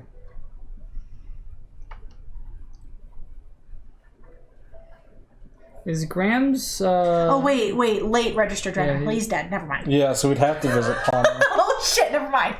Yeah, we'd have to visit Palmer. It could be Palmer. C.G. Palmer could be... I still think Fitch... I don't know. I don't know if Fitch is important. What are you guys thinking? What are your thoughts? What are your thinky thoughts? I don't... Well, no, they don't have a good relationship, is the thing. It's a relationship that's on shaky ground out of necessity because of marriage, but without the wife there and the fact that they're hiding the fact that he's still holds. So I was thinking, like, maybe the Fitch might have some insight on, like, people who would be important, but, like... Fitch is a business guy. Is it? Like, all of his dealings with the general were after the war. And this is clearly something that happened during his time in France. Yeah, I agree. Not necessarily. Yeah, that's true. What I suspect is in the letter, I suspect that the letter has to do with his time in France. Mm-hmm. Not necessarily that the person received that letter then. Mm-hmm. Now, the biggest thing about this letter is I don't know what it contains. But if Fitch is involved, then it contains something that puts his relationship with his late wife on the rocks. Which would in turn compromise his finances because it's tied to his late wife's brother. Exactly. Brother, yeah.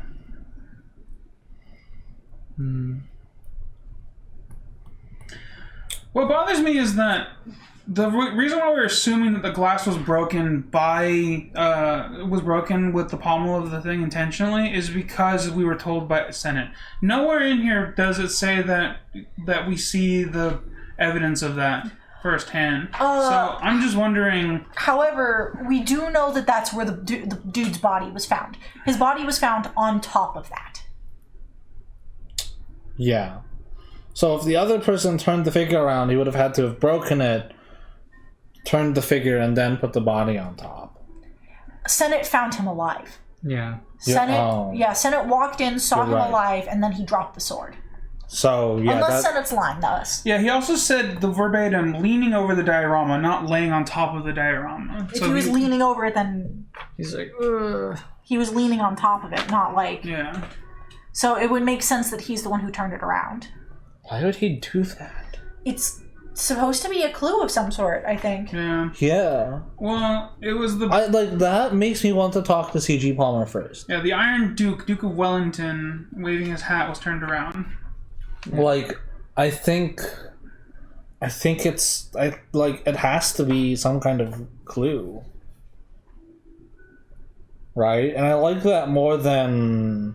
But is it a clue directly related to Wellington, or is it symbolic in that he was a general as well? I think that it might have to do with his guilt of whatever the note may contain. The fact that he turned it the opposite way. Maybe he trying to out himself or apologize for treason or something along those lines. You know what I mean? Yeah. Like those are jumps in logic, but something along those lines of like someone else has dirt on him that he's not the famous general that he should be, and there's some old issues that happened back in the war that someone brought up. And what I'm thinking is that the old letter was like orders that either got too late, someone intercepted, or something like that. I wish it was like some kind of hint of what the general would have been facing, because he would be turning the general to face the wall Facing with home. all of the battle stuff. It never said the wall. It just said the charge was going that way, and he turned the. It did say that it was facing the wall. So If the directionality north, south, east, or west was important, they would have told us. yeah. So like my thinking is maybe like it's symbolic of, you know, he wants to show the general like his accomplishments, because like that's kind of what the wall represents. What? No, I think it's. I'm just telling. The diorama was on one side. The other stuff was on the other wall. Yeah, I think No, I thought the diorama was in front of the wall. The diorama. Okay, hold on. The diorama, yeah. If this is the room that they're in, the diorama was along the wall. To the the charge, right. yeah, the charge was facing towards the viewer. It specifically said towards the viewer, and that the figure was turned around facing the wall away from the viewer. Right. That's yeah. Yeah. And the hanging stuff was on this wall, right? No. I don't think it has anything to do with showing off his accomplishments. I don't That know. doesn't. I think it's the general has turned his back. I agree. I'm inclined to say that the general has turned his back, and is he saying that he turned his back, or that someone has turned his back on them, and that he's been betrayed? That's the question. Yeah. The thing is that there's so many different generals that were in his circle. Like, because we also have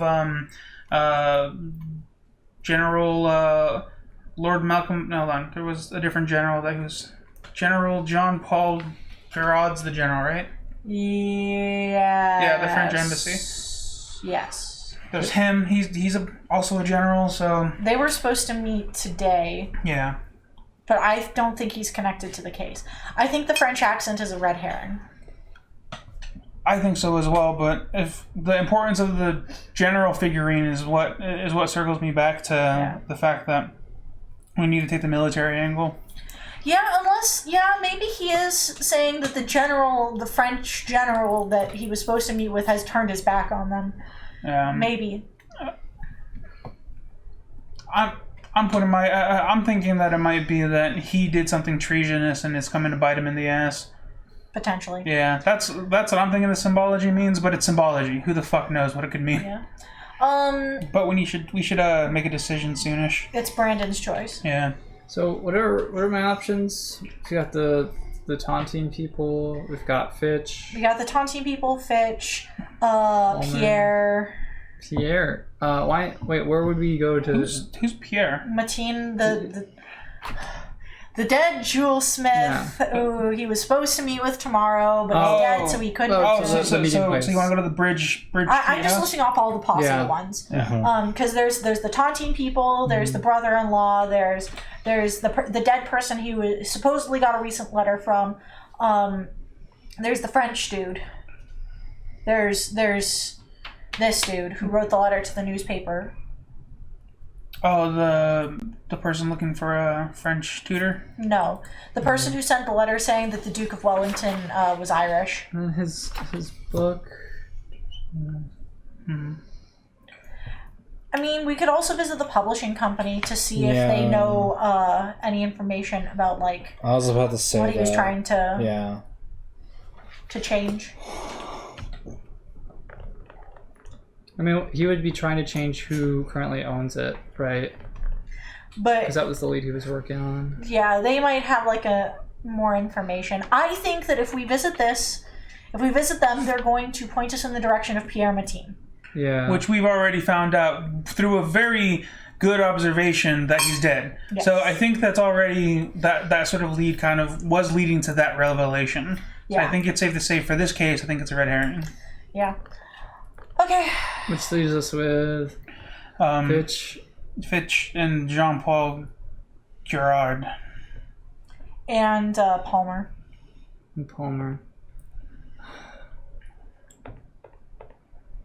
I don't know. Palmer seems like an interesting choice, but I'm not sure if it's the one. Because I think it is some other type of symbolism. Because where the guy was born doesn't like... I don't feel like it super matters. I mean, it could if people thought he was like French or something. Yeah. Yeah, people put weight on that even though they don't really need to. Nationality and place of origin don't really matter. It wouldn't be a reason for him to die, though. Nor would Yeah. it... Revelation as to where the Duke of Wellington was born wouldn't have made him react the way that he did. It wouldn't have made him panic. Yeah, because he turned gray, or turned pale. He panicked. So whatever was in it was personal. Yeah. And so the people who would know personal things about him would be probably Gerard, the guy in the Tontine, as opposed to Fitch, who was just business. Well, Fitch's brother-in-law, though. yeah. Fitch's brother-in-law, they had regular meetings. He was supposed to meet up with him. Why would Gerard go out of his way to visit him 3 hours before they were already scheduled to meet? That's my question. Oh, that's true. Okay. So that, to me, doesn't make sense. well, let's just meet with Fitch then. You want to meet with Fitch?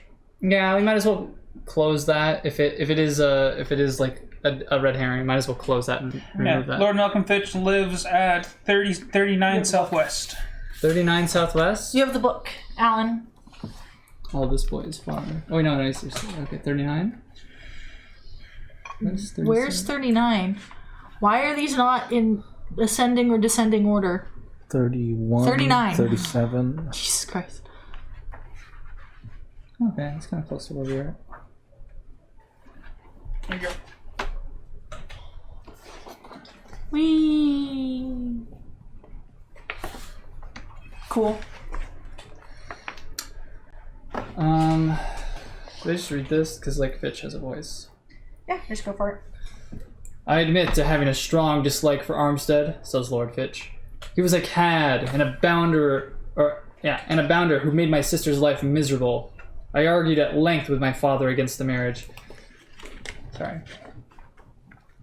But to no avail. Unfortunately, Mary was not the attractive sort who had suitors by the score. Far from it.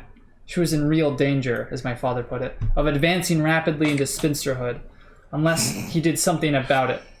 And so, their engagement was arranged, just before Armstead was sent on a military mission to France. During that year, I continued to argue against the marriage. I had made several friends on my tour of the continent, and I asked them to forward any information they might have on Armstead's unsavory activities. They regularly sent back word of his riotous living, his drinking and womanizing and such. Finally, there was some scandal or other involving a young French girl of a good family. But even with this documentation, my father would not dissolve the betrothal. Betrothal? Betrothal. Betrothal? Betrothal. I even went so far as to give the story to the newspapers, hoping to create an untenable situation for everyone involved. But my father got wind of it and used his influence to stop the publication. You must understand. I considered that whatever hurt I was doing my sister in the publishing of such a scandal was the lesser of evils in the long run. At the time, I was sure the marriage was a mistake, and so it proved to be. And someone else is saying, may we ask why you did not keep your appointment with the general this morning? He says, my wife took suddenly ill. I summoned Dr. Einstrie and waited until his arrival around 10 o'clock. Thank you, Lord Fitch, for your time. Damn. That is an alibi. Yeah. Yeah, that is an alibi that I don't think we need to follow up on. No, I don't think so either. I agree. But the scandal with the French woman. Did he give a name? Nope. No. But he did say that he talked to publishing companies. I don't know. He didn't give any names. or anything like that. My immediate thought was he might be the source of the letter. Yes. Yeah, that was during the deployment, so it Yeah. was a long time ago. He may have intercepted the letter, which is why it ended up in someone else's hand. Yeah, but the thing is that he would have it would have given us more information about those old letters, or if someone went missing, or if there was a break-in. You know what I mean? I feel like they would have. Well, I don't think it was taken from him. I think he gave it to someone. He gave it to a mutual enemy.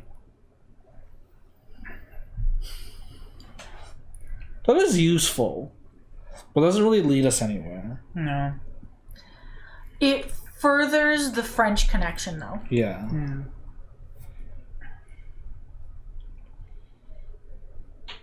So that could lead us to the French embassy? I mean, if we go to the French embassy, we're going to meet up with Jean-Paul Gerard, yeah. which That is was the the other lead that we have. So that's not a bad idea. Aren't we in embassy area anyway? Yeah. Not Yeah, that not that it matters. Yeah, we're Yeah. Doesn't really matter. 59 Southwest. So there's that. The other Tontine members or Yeah. survivors, and They all live in the North Ward, and though. Palmer. So he's only tangentially related. Yeah, I haven't Yeah. looked at the Bridge Street house. All right. Oh, and then of course, the Bridge Street. Yeah. Yeah, I guess let's talk to Jean-Paul Gerard. Alright, French embassy is located at 59 Southwest. Let's double check that that's where they were supposed to meet first. Yeah, good before we accidentally go to the wrong place. Yeah. Here's 59. Beat to dubs. Why is the French embassy so small? Mm. Like, the Russian embassy is this huge. It's like this building or something, right? I think so. Yeah. Here's a Russian embassy. Yeah, the Russian embassy is like way bigger. I guess it could be multiple stories. I mean, if you think about it, French embassy. Yeah. French is the French is just across the channel, whereas Russia has to go super fucking far. So they guess. need more living quarters. Yeah.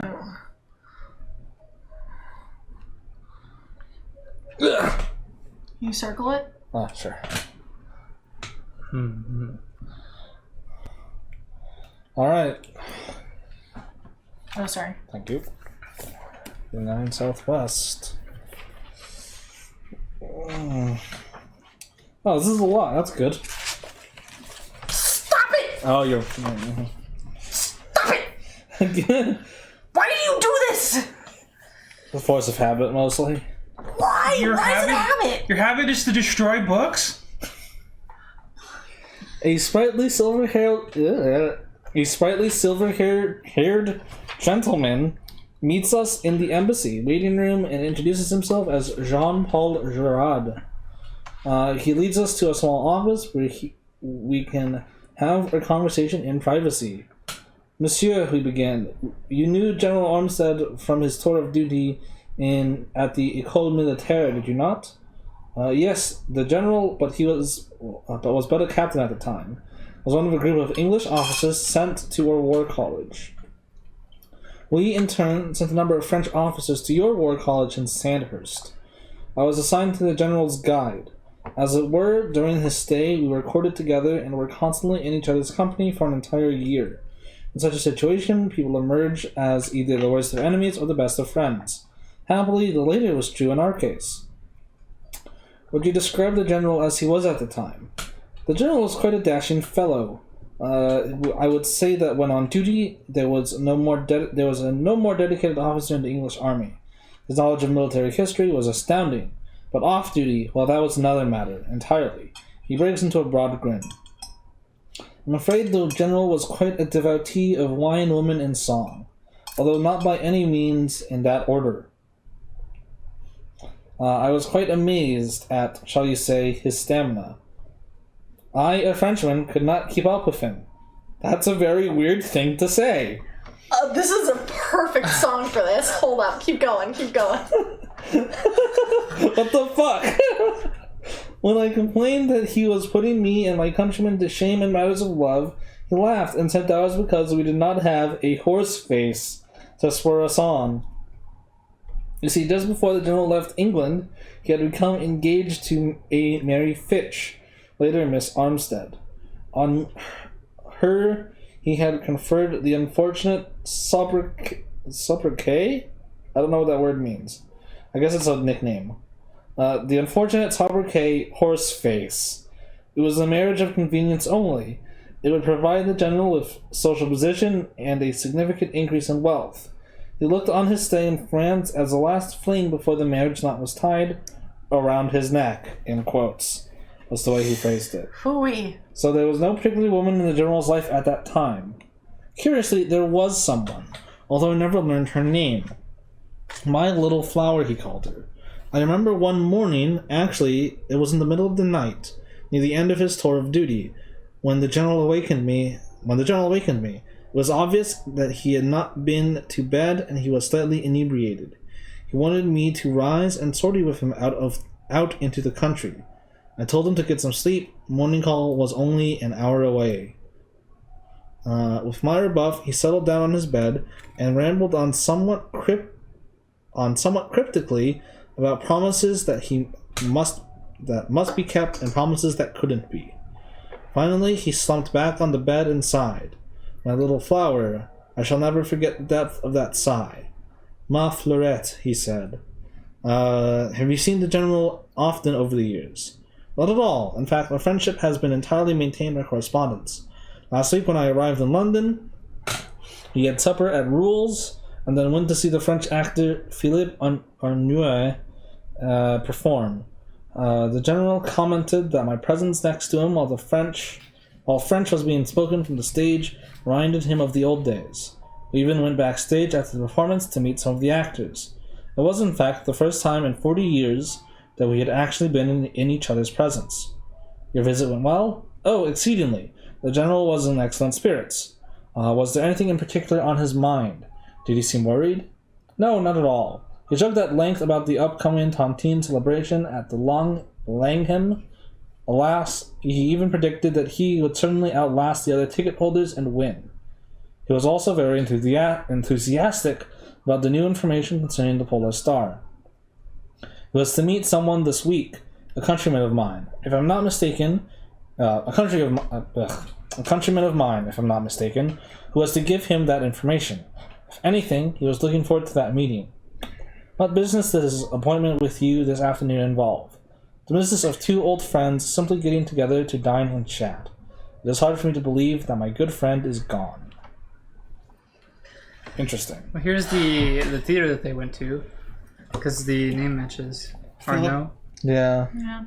Yeah, in the immortal words of the TF2 spy, ma petite chauffeur, as it pans to pictures of him having relationships with the scout's mother. Interesting. Okay. God, I love the TF2 stuff. It's so funny. They were really good. Oh, that's frustrating. That does not answer any of the questions that we wanted to ask. Mm-hmm. Yeah. It just keeps sending us back to Pierre. Yeah. But we don't know where to go. Do we just go to his house then? We know he's dead though. We know where the meeting place is. Yeah, the bridge. Yeah. The bridge. But boy, was it a fun to read. Honestly though, that was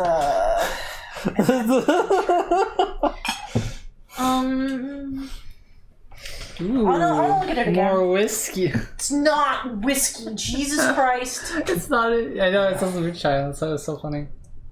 It's not moonshine right there. I I know. don't even know what's honey. I'm tempted to play with it because it's very satisfying to see the bubble move. And then it's stuck to the top, which means when I open it, it's stuck to the top and it gets stuck to the side, and I'm not going to be able to open it anymore. You're right. All right. It definitely, the letter has something to do with, His little flower. yes. Yeah, I agree. With his fling. Because both people who we've talked to so far have mentioned it. Yeah. So, yeah. But the problem is We don't have a name, therefore we can't find him. we can't find her. Or what the letter was about. Yeah.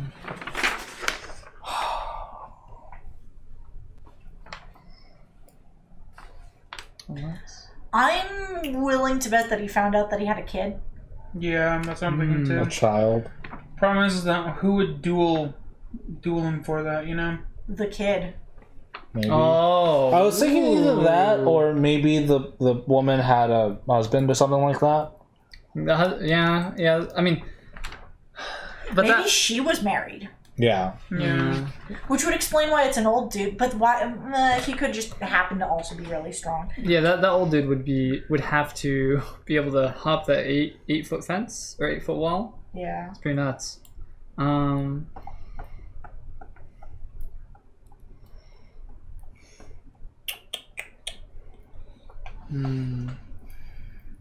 Hello, Chimpy Boy. How you doing How's today, it going, friends? Chimpy Boy? We're thinking. I wanted to Very hard. I wanted to check the deaths to see like maybe the letter was like she died, and maybe he.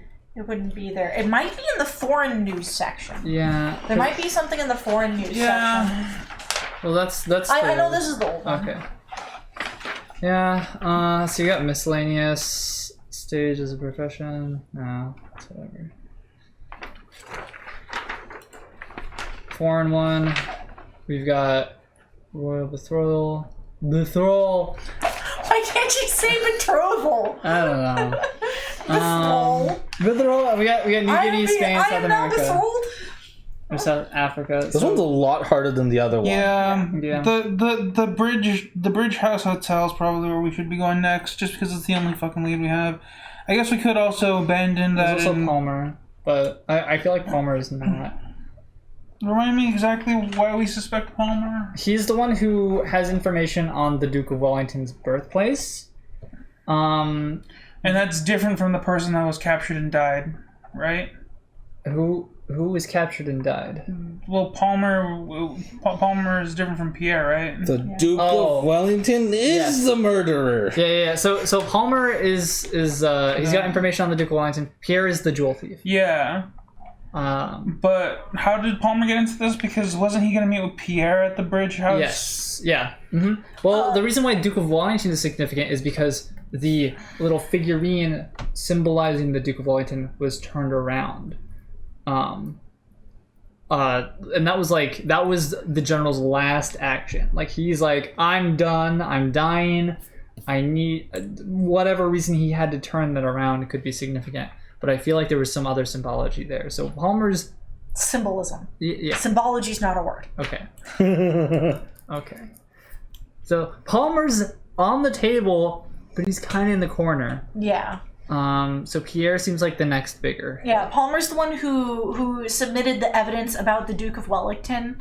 It's related to the book that Armstead was writing. So it's on the table, but like Brandon said, it's on the corner. It's just like another potential lead. Mm-hmm.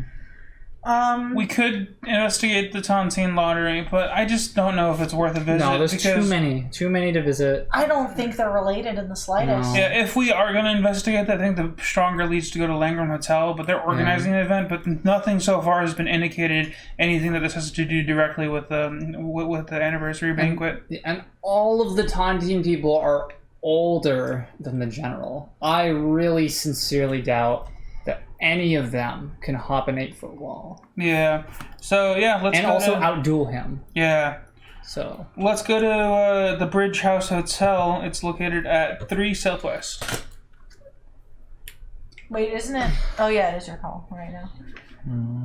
3. It was 10, 7, 6, 5. This is the There Bridge it is, House right Hotel. there.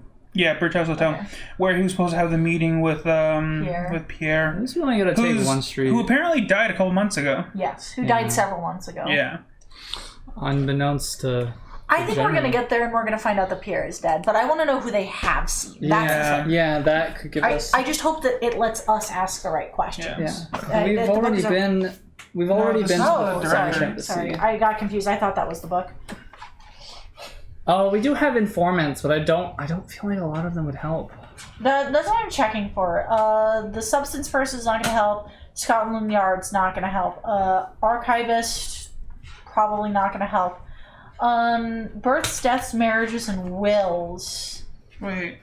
Maybe he Could had be a will. significant. Well, someone did take suspect that Court he cases, found legal shooting. affairs, Raven Rat Public. Oh, I wrote it down wrong. It's southeast, not southwest. Well, Three southeast. I was confused why there was an entry. Sorry. Now, the one that I do look at that might be useful is Langdale Pike, who is a social columnist and knows all London society gossip. That's the only thing that I think could possibly be, like, useful. Oh, we could have passed by Westminster. But I don't think that that's necessarily, like, super high up. Yeah. We could also talk to Sherlock and just be like, help! Help. Senpai! Senpai, please! Yeah, the leads we have here are military and like whatever, and even Pierre wasn't like necessarily associated with Scotland Yard. Like the only like slight connection is that Kind of weirdly walk along the tracks for a little bit there, but that's okay. you can see Alright. dead body. There is quite a bit of hubbub in progress as we enter the Bridge House Hotel. From the murmurings of the crowd in the lobby, we quickly gather that a murder has been committed. We recognize Constable Shook at the foot of the main staircase, and we advance towards him. Oi!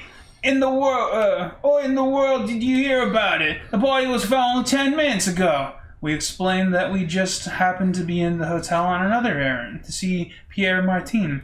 Why, that's the very fellow that was done in. What? What? We asked him to let us pass, and he does, Dun-dun-dun. a bit reluctantly. Second floor, he calls after us. Hey you, oi, said anything about you, back you, ain't none of your lip. And Who is he talking to? I think Somebody else. Somebody else probably. we The make plot thickens. we make our way through another crowd gathered on the second floor as we talk to the policeman at the doorway of the room 226. Our old luck holds, for Wiggins is acquainted with the officer, and he lets us enter. We arrive in time to overhear a third officer interrogating the desk clerk. He checked in the hotel at on the 8th. He was French. This morning, he brought down 2 letters to be posted. The proximity of the body is clearly that's not it. The proximity of the body is clearly making him nervous. The letters too. I don't know, but he pointed to them and asked where Brick Streets and Pond Streets were in relation to the hotel. Found the body? Yeah, I did. I came to deliver a wire. The constable picks up a telegram lying on the desk. Is this the wire? The clerk nods in the affirmation. The constable scowls at the message. Says here, information still available. See me. Clive Doreen, Norgate & Co. Publishers. What information would that be? I have no idea. Did you see anyone suspicious hanging around? Yes, sir. Well, no. I mean, a very large man asked for Mr. Martin several hours ago. I told him he was in and to go right up. Oh, did you now? Well, yes, sir. He was very well dressed and, well mannered, and I didn't think anything of it at the time. It wasn't long before that man came down. He was almost running. I saw him go out the front door and hail a cab. A large man, huh? Well, from the looks of it, this one was strangled with the bare hands. What? Man, they really fucking wanted to strangle this dude. The constable dismissed the clerk, and takes a long look at the body of Pierre Martin. Too bad the murderer didn't get more of his foot in it, he says, pointing to the overturned inkwell on the floor. Implying that he should have stepped in the footprints. The culprit had evidently stepped in the ink, but only with the toe of one foot. The tracks, as they were, grow fainter as the murderer neared the door and disappeared altogether at the threshold. Hey, what's this? Says the constable, rummaging through the dead man's belongings. He shows the passport with the name Andre Martin. Oh. Yeah, so we were right that Pierre died, but I guess his relation, probably?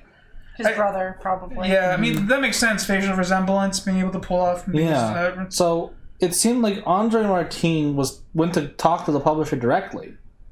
Yeah. with the telegram. Can I see it? Yeah, you can go and read over it. I like to imagine the guy's just like, Pierre Martin, I strangled him 6 months ago. Well, that's what I think. My own hand. I think that is precisely what happened. I think that this is actually tangentially related. This is the guy who actually has the diamond. Crack. Yeah. Crack. Yeah. Or he's like, or like he's the muscle of the person, the mastermind. Honestly, I wouldn't be surprised if this is Moriarty's henchman. We just solve a different murder. Oops. I mean, we already went into this because as we noticed in the newspaper. Yeah. Is there a henchman of Moriarty known particularly for strangling people? No. The only henchman that's popular is Sebastian Moran, and he's a sniper. But it gives us new leads with the publishing house. It doesn't say information still available. It says information still valuable. Uh-huh. That is a huge difference. So valuable. Yeah. So they still wanted the information. So he probably sent them and was like, "Hey, I got information. Is that still good?" And they're like, "Yeah, we still want that." He also him asking the clerk for directions to those addresses. Yeah, it was Brick Street and Pond Street. Yeah. So if we can find those. I might do the same thing I did last time and look it up on Google Maps. Pont Street. P-O-N-T. Oh.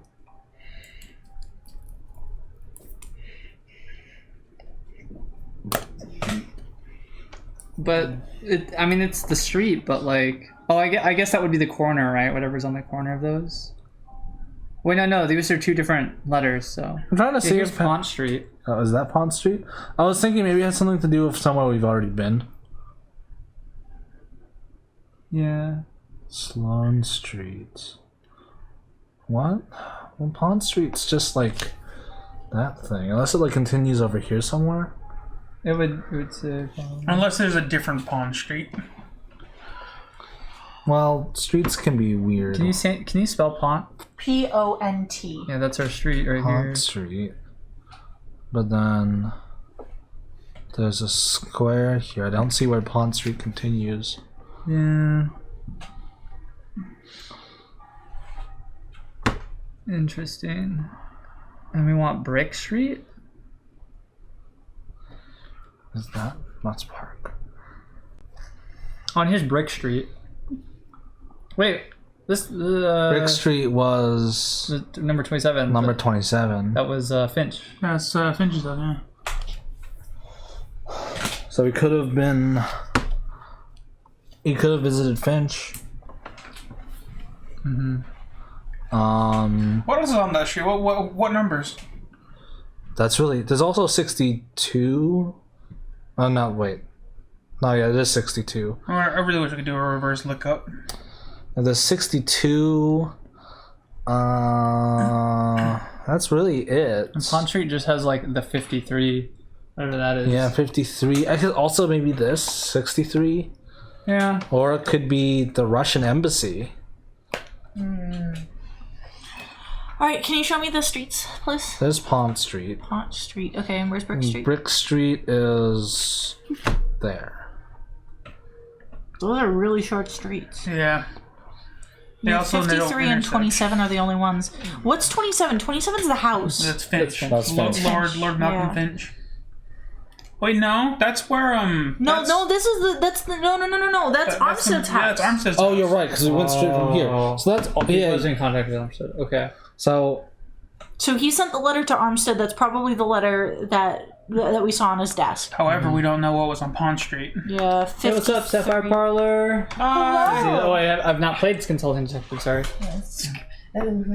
In ages. Yeah, this is our first time playing through it. We're having a good time. Yeah, we're this looking is- at the second one right now. Yeah. I don't. There's no way to reverse look up names. I mean, we could just I can go to the kind book. of. We could go to the book and just Well, go here's the to. thing though: is if we see there's an entry though, then we'll know. We have Yeah. to declare that we're going there before Yeah. we look for it. I think. Yeah, well, usually it says in the first line who lives there or what it is. Well, let me see the thing and let me see if I can find it. Because it's 53 southwest. Yeah, so he was in contact with 2 people. And one of them was most likely Armstead. I bet 53 is the publishing thing. It could Oh be yeah, the publishing house. what's the name of the publisher? Nor something? Norgate Company. Yeah, probably Company. look it up. Yeah, we can look that up though. Yeah, and see if it matches. Is that in the book that you're reading It's currently? 41 West. No, you can. No, we have to confirm the name of it, and then we can look it up. It's 53 Southwest? Is that one? Yeah? Yeah. No. Oh. Norgate's not. Norgate's West Central. Interesting. So it's not that. Yeah, so that's way up here. Unless it's another Pawn Street up here. I don't think that's the I case. highly doubt that they would do that to us. I mean, let's find 53. No, that's Drummond. I'm And Gordon. I have a method. Well, the problem is there's going to be multiple. Sherlock for is a jerk each. in this game. Yeah, he is kind of a jerk.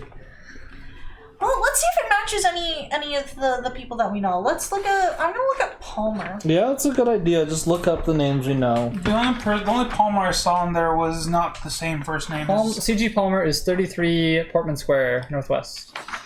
Okay. What number was it? 33? 33 Southwest. I took No, 33 No. Northwest is Palmer. 53 Southwest. 53 Southwest. Is that any of the addresses you write down? No, I'm not saying anything. It doesn't. It's not any of the Tontine lottery folks. Nothing that we currently know, which is interesting. Yeah. We can just go there. Yeah, we can, but We could. but my issue is that we had to declare that we go there before looking into Yeah. the book and seeing that there's no text. You know what I We mean? have If there's no text, then it doesn't count, Yeah. and we don't go. Oh, really? Yeah. Is that how it works? Yeah. Oh, okay. If there's no entry for it, then we just choose again. hell yeah, let's just go. Yeah. I'll double check that if we want. I am 100% sure that that's how that works. But yes. Yeah. Jared's also a kind of a residential expert on this game. I guess Sapphire's also played this too. How are you doing, by the way, Sapphire? Yeah, Parlor? dude. I hope you're doing well. We are thinky thonkos. Yeah, we're doing the big things. So far, we're 4 turns in. We figured out quite a bit, but we're not confident as to the murderer. We just know that the outline of the conspiracy. What was The lead doesn't exist in the booklet. The player simply chooses another lead. So yeah, we could just check. Okay, I'm down to just go and see what we find. Yeah, I want to know who he was talking to. Yeah, because we know that one of them's a publishing company, which maybe we should follow up on the publishing company instead. Yeah. No, the publishing company was probably representing the general. Yeah. Trying to stay warm. Oh yeah, I can imagine because you guys are in the big cold right now. Yeah, cold zone. Haven't played in years, so I'm not an expert. That's fair. Sherlock berating you for how stupid and inefficient I was at crime solving. You know, we actually that's him. beat Sherlock. Well, no, we tied with Sherlock. We tied him on our first one, but this is only the second one, and it's significantly harder. Yeah, so I'm pretty sure we're not gonna do all that well. Okay. Okay. Is there an entry? Yes. Cool. 53 Southwest, yes? Yep. I have no idea who this dude is. Wow, this will be an interesting one. Very short. 53 Southwest. We are greeted at the door by a thin wisp of a man with frightened eyes. He holds in his hand a boot and a cleaning rag. He introduces himself as Harrison, the butler of Carson Cabot.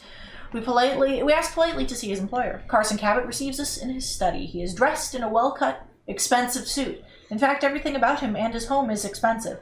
A large man, he sits behind. We found our murderer. Yeah. Of Andre, at least.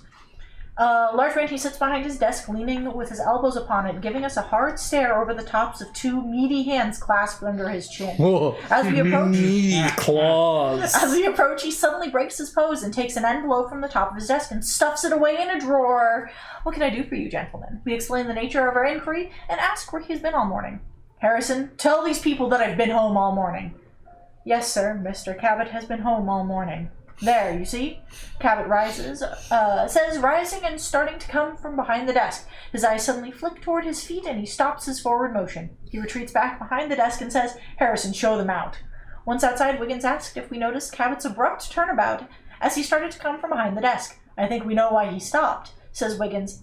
The man was fully dressed, and yet he was wearing bedroom slippers. And the dude, his friend was trying to clean the ink off of a boot. Yeah. So we found our murderer of Andre. Which Carson Cabot. And probably Pierre. Yeah, can I see the newspaper? I want to scan the names for these new names. This is the recent one. Okay. You think he's rich enough to own this gem? Probably. That's why he's trying to silence people. Yeah. Because he stole it. Or he bought it off of someone who stole it. But do we think that he killed the guy? Because there's no ties to the military. I think we just happened to solve the... This is congratulations, you solved a different crime. Yeah. We're just like, oh shit. Well, fuck. It better be one of the bonus questions. This guy's like, you're kidding me. You weren't here for me originally? What the fuck? I was hoping that he would have some sort of... I guess we have to go to Norgate then. That's the best next lead, Yeah, that's the I publishing guess. house, yeah. I don't know where it's at. We have to follow the plot. Fuck off. Norgate's in that one. Fantastic paper. However, you didn't cover what you said you were going to cover. I'm sorry. I think we just go to Norgate, personally, but that's not my turn to decide. Well, who else do we have? We have Norgate, we have Palmer, we have the Tontine. At this point, that we're ignoring the Tontine people, and that's fine. I don't think they're relevant. I really don't. They could be, and we could be dancing around it, but I don't think they're relevant. I think the whole idea of like the Tontine idea of like if they all die, then if I kill one, I'm one step closer. So I'm gonna kill like 3 other people, and in that time, people were gonna put the pieces together. Okay, whichever one wins it is the murderer, or putting him away for life. So I don't think it's the Tontine people. So it's Palmer or Norgate, yeah? Yeah. I think that whatever's going on has to do with... The piece. No? Piece or... Yes. The piece in the sense that the Warhammer piece. Yeah, the Warhammer. Yeah, I think it has more to do with his Warhammer display than anything else. Yeah, and not Norgate. Yeah, well... What? Or, well, I guess, yeah, it wouldn't be Norgate that killed them, but they could have information. Well, isn't Norgate the publishing house? Yeah. They're the only other lead that we have, though. Yeah. So I guess it comes down to, do I think that Palmer is just tangential? Like, they mention the same famous dudes in the thing? It'd be an awful big coincidence. Yeah. However, it's not that much of a coincidence because we're coming up on the anniversary of it, and there was going to be like some sort of thing happening. It's relevant, relevant. No, we haven't tried any of our experts. Well, because we were looking at the experts and they don't seem to be relevant. Yeah. Yeah, let's go to the publisher. We know that the publisher has a solid connection with our victim. I don't think... No, the publisher's just going to tell us that he was talking to some dude, and it leads us back to the dude who is dead. Probably. It's kind of interesting, though, that, like...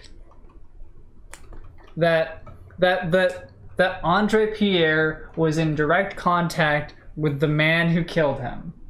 Which is like, why would he... If he was going to spill the beans and like, hey, I'm going to tell this guy that you have this jewel that my brother stole, is that cool? Are we cool? I don't... It just doesn't make sense. Like, why would he tell him? That is a good point. I don't know. That is a good point. Why would he have contacted him?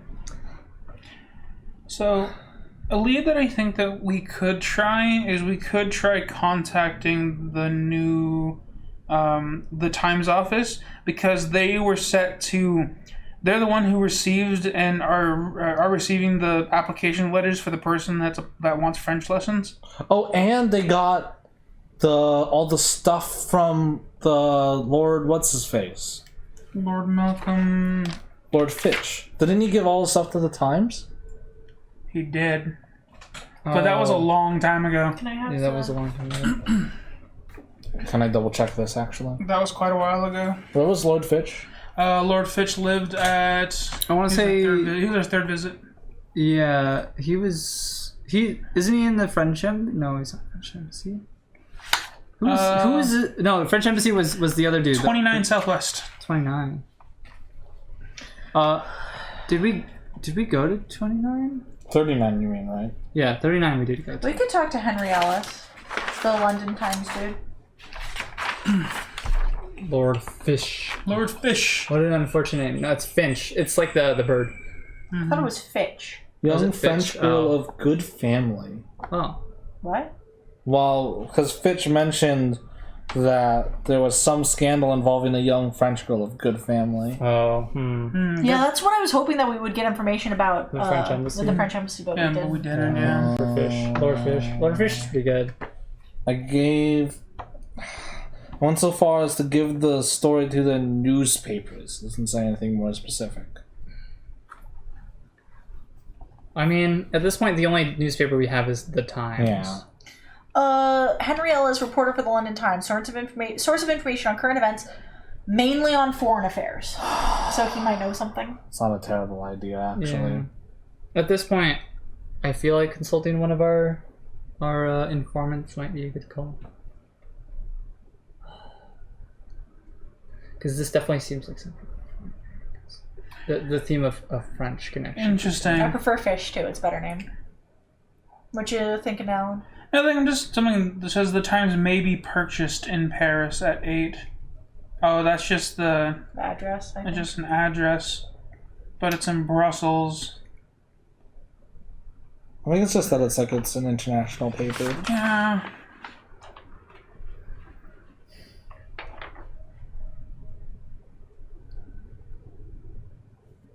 What are you thinking?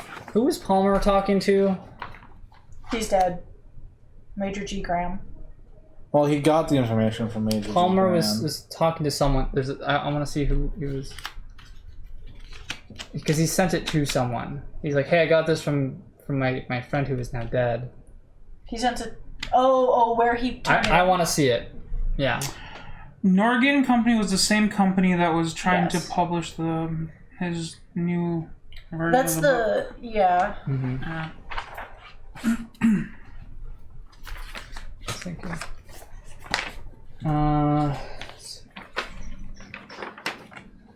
To the editor of The Times. So it leads us back to the Times. And this could be foreign. I feel like either way we could get some information out of our informant. Yeah, I think there's a variety of information that we could get from him. Yeah. Where's the informant? 30 EC. You want to pass that back over, Alan? Yeah, there's also Clive Doran, the contact that this was given. It's different from the guy that you mentioned for the publishing company. What? And then we what? went Clive to... Doran, he's the contact that was looking for information from the publishing company. Do we go to the French embassy next? What? Who? What? Where did you- What are you talking about? It's different than what person that I was talking about. So at the murder scene, while investigating the clerk, on the telegram that was given to him, it says that it's from Clive Dorint, which is representing the publishing house, the same publishing house, Norgate and Company, Okay. asking for information. I'm just saying that the name is probably someone we can look up because he was contacting Andre, the person that just died, saying that the information is still valuable, whatever information that may be. The information probably on where the gem was. Yeah. Okay. What do you think, Brandon? Yeah, we're doing publishing. Yeah, no cocaine. Or our informant, rather, I suppose. You want to go visit the informant? Yeah. 30 EC.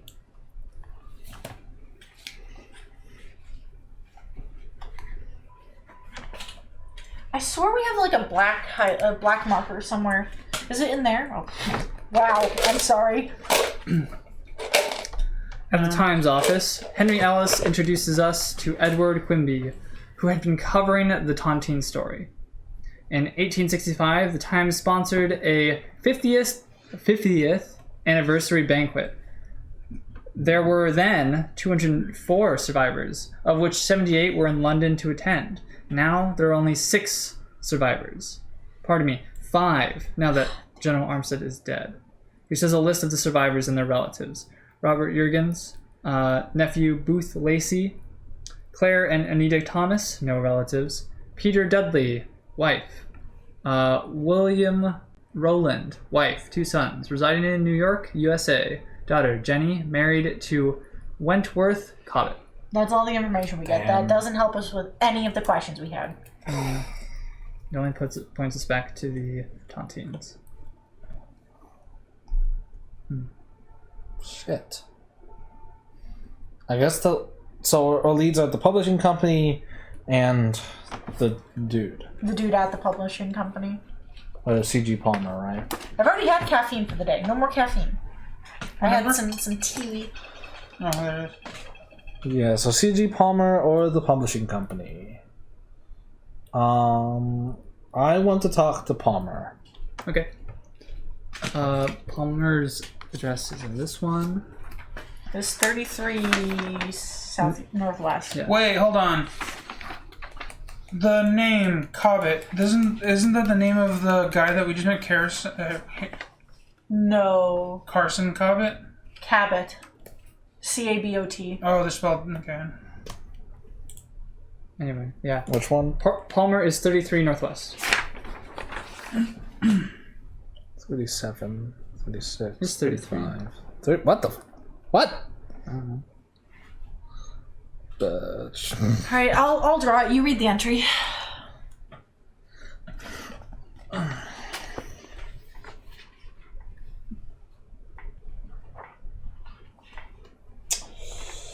Chester Palmer is a thin man of roughly 60-odd years, but whose eyes gleam with unbridled energy. When we let him know that we're visiting him regarding his article in today's Times, a hint of wariness clouds his face. You're not from the Armstead Foundation, I hope, because if that's the case, you can get out of here this instant. The paper I've submitted is authentic. My sister Laura and myself have kept it carefully until today. The Armstead Foundation? No, we're investigating the murder of General Armstead himself. Did you know him? I've never met the General himself, but I recently had to deal with so-called historians who lead his foundation. During a conference last month, they claimed that the Duke of Wellington was born in Dublin, and mocked me when I dared to claim otherwise. They're in a tight spot right now. That's all it says? Yeah, that's all it says. What? What do you mean they're in a tight spot right now? Well,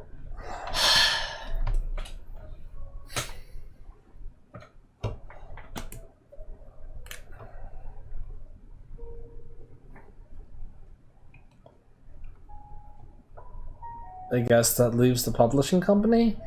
Unless there's something we're missing. This one doesn't count as one. Oh, you're right. Also, there's yeah, never mind. Fuck. Alright, Alan, what are your thoughts? Publishing company is the only thing, especially actually I want to look up the name of that guy. Can I have the directory? Yeah. Clive.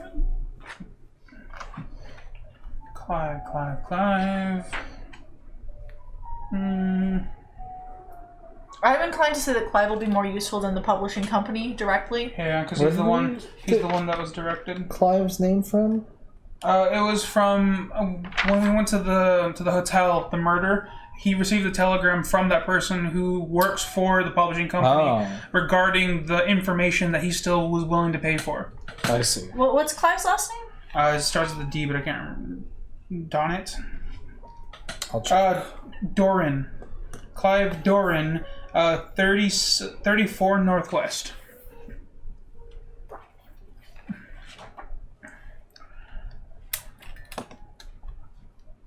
We don't want to double check with...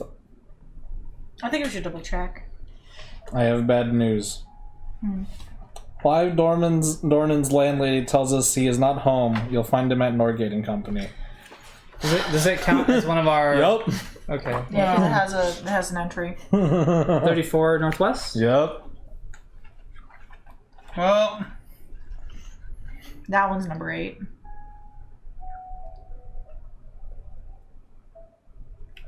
What a lovely 8. Thanks. I can read it clearly. I wasted mine. Good job. We're all just like, Holmes is gonna count that. Alright, I guess we have to go to Norgate. What's the address for it? Norgate and Co. 41 West Corridor. West Central, I mean. It is 40. 41. 41. Well, at least we just gotta, yeah, we're on the right street.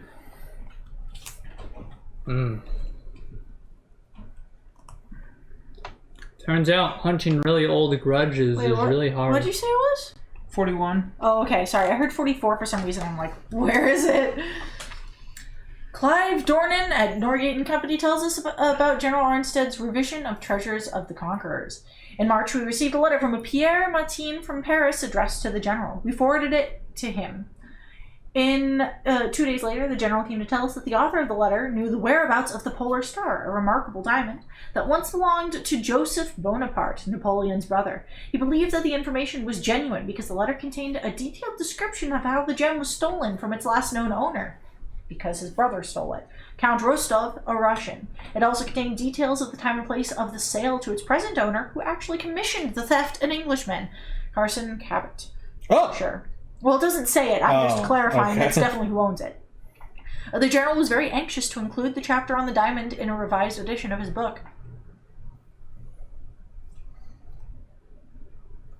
Maybe Carson is the killer. Yeah. Maybe it's a lot simpler than we're taking. But Carson likes to strangle people.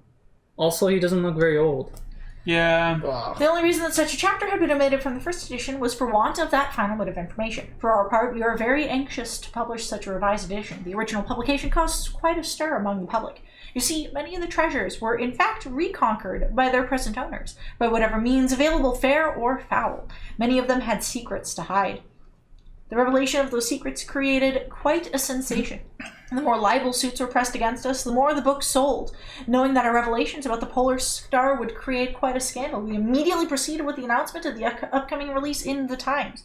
As soon as we did, the letters began pouring in. Some simply rejoicing in the news, some reserving copies, and some, anonymous of course, forecasting the doom of the General should the book be re-released. Was there any pattern to those letters? Did they appear to have come from any one person? No, although we never saved any to compare them. We simply burned them as they came in.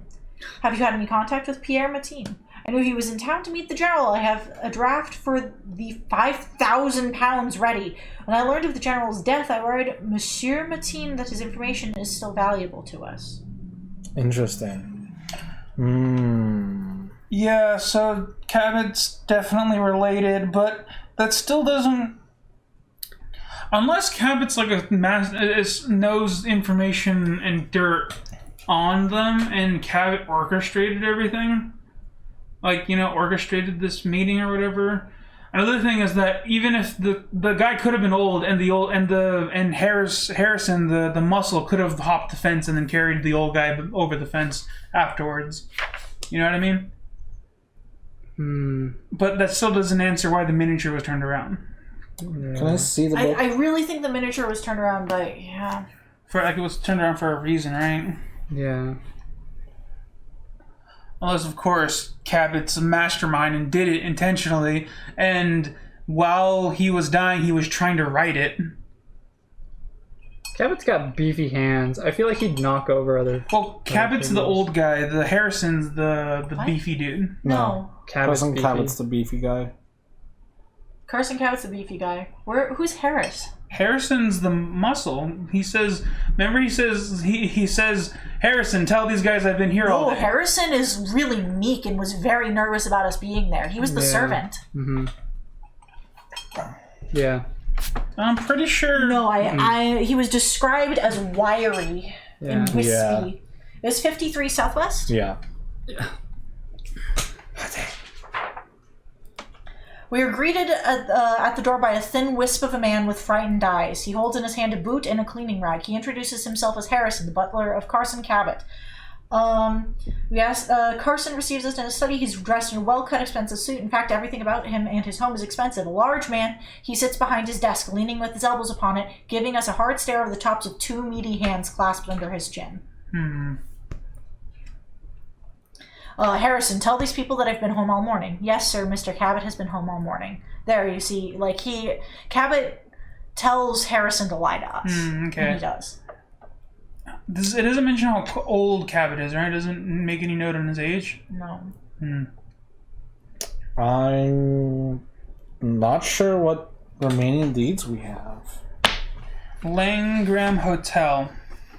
We could check the hotel. That's the hotel where the banquet's being held. But that's if we think that it has to do with the water, whatever. The Waterloo banquet. I mean, the only other lead that we have is to go to, investigate the Tontine lottery people, but if we did that, we already have their younger, What if it is just Carson? Well, I don't think Carson would be able to masquerade as someone who's very, very old. Or affect a French accent. Yeah. I think this has to do with his fling. Getting ice cream don't solve it until I get back. Don't worry about it. Don't worry, we won't.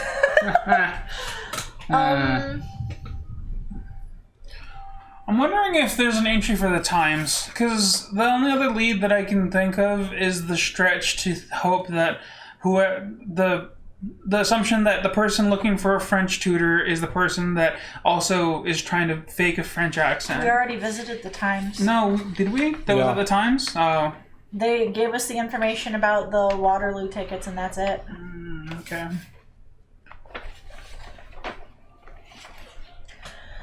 Okay, there's something we're missing. Let's clear away all of this for a second. Oh, sorry, and review what we know and the situation surrounding the murder in general. Okay. So, what we know about the murder. It happened this morning. It happened this morning at 10 a.m. There was sword fighting. Some sort of potentially an honorable duel. We know that what happened is Armstead stood on the chair to get the rapier down, and then there was a fight. There's a fight of some kind. Senate wasn't able to get in, but when he did, the suspects had already fled. The door was still locked, which meant that he couldn't have left through the door. He had to have jumped the 8-foot fence surrounding the outside. So our suspect, despite being old and walking with a cane with a French accent, is likely very active still. Or faking being that old, despite looking Yes. I have a wild idea. Okay. It's a stretch. Long legs, exactly. The suspect was clearly 10 feet tall. 8 of those feet were legs. What if I'm thinking that maybe he went to the theater with the one guy, Yeah. right? The French theater. Oh, wait a minute. Maybe yeah. the actor is related to this person because he would be well-to-do, he would be fit, and he would be able to put on the act of being an old guy. Yeah, shouldn't the Philippe Onguier, the actor that was Yeah. at the show, should be no. right there. I mean, the company Arnaud. Wait, was the guy's last name Yeah, it was Arnaud. Arnaud, Oh, yeah. yeah, it's his company. Yeah. What if he's related? Yeah, what if he's his son? Yeah, like shot in the dark. That's There's Alright. also this random personnel thing. It says telegram from Paris not understood. Only restoration of book required. Book. And this is Arnaud from Paris. Sycamore. Yeah, I don't know who. Obviously, it's an aliens, but I don't know. It could be. It could be not. Whatever. Well, we could. Well, whose turn is it to choose? I believe it's Brandon. Is it mine? I thought it was Brandon's. I think I picked something else. Oh, you picked to go to the informant. Right, Brandon? That was that was a while ago. earlier. Yes. So Brandon should pick Where did this. we last go? We went here. We went here last. Brandon, Albert, me, What's this one? you. What is it though? No, this was the publisher. The publisher? Did I read the publisher? I chose. I believe you did. You chose to go directly to the dude. Oh yeah, that's right. I fucked up. Yeah, so Don was the publisher. Yeah. So that so means it's it's Brandon's turn. Yeah. I think we go and try to figure this out. What entries do we have with regards to the play? Yeah. Sure, let's do that. This is Because it's a French play. It could be a wild coincidence. The only similarity is that the generals went there together when they were back in town. Yeah. Maybe they were recognized. Yeah. Okay. Can you look up in the thing? Maybe, yeah. Or give it to me either. Okay, I want to look at the Princess Theater, and see if Arnaud has an address here. How do you spell Arnaud? Arneau. We also have an Eric Idler. He's the manager. Oh yeah. Let's look up Idler, Arnaud, and the Princess Theater. How do you spell Eric Idler? Ericidler. I'm not saying Arnaud. A-R-E. Arneau.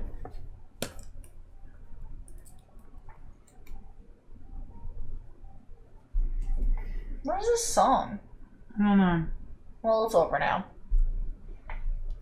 Yeah, there's no Arnaud. There's Arlel. Okay, then look for Eric Idler. Idler.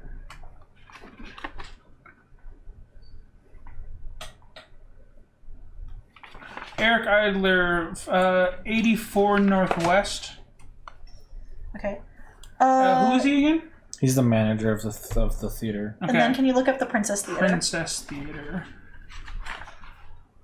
Princess.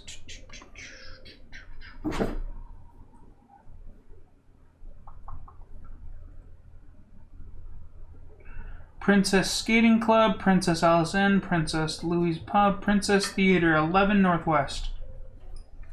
Okay. Those are our only leads then, right now. Yeah. Leads in heavy quotation marks. You're still leads.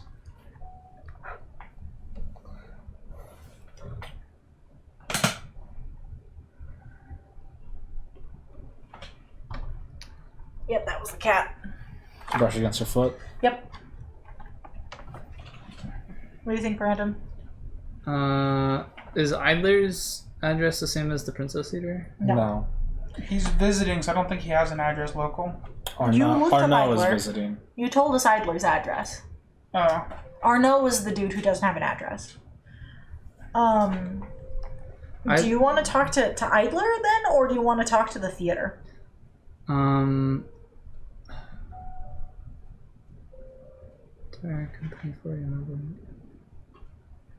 I think Idler is the manager of the Yes. Princess Theater, yeah. So, and it looks like they play at a couple different ones, but they went to the Princess Theater, right? That's the one that they went to, right? Yeah. Yeah. Vive l'Empereur and Paris fin de Sicile.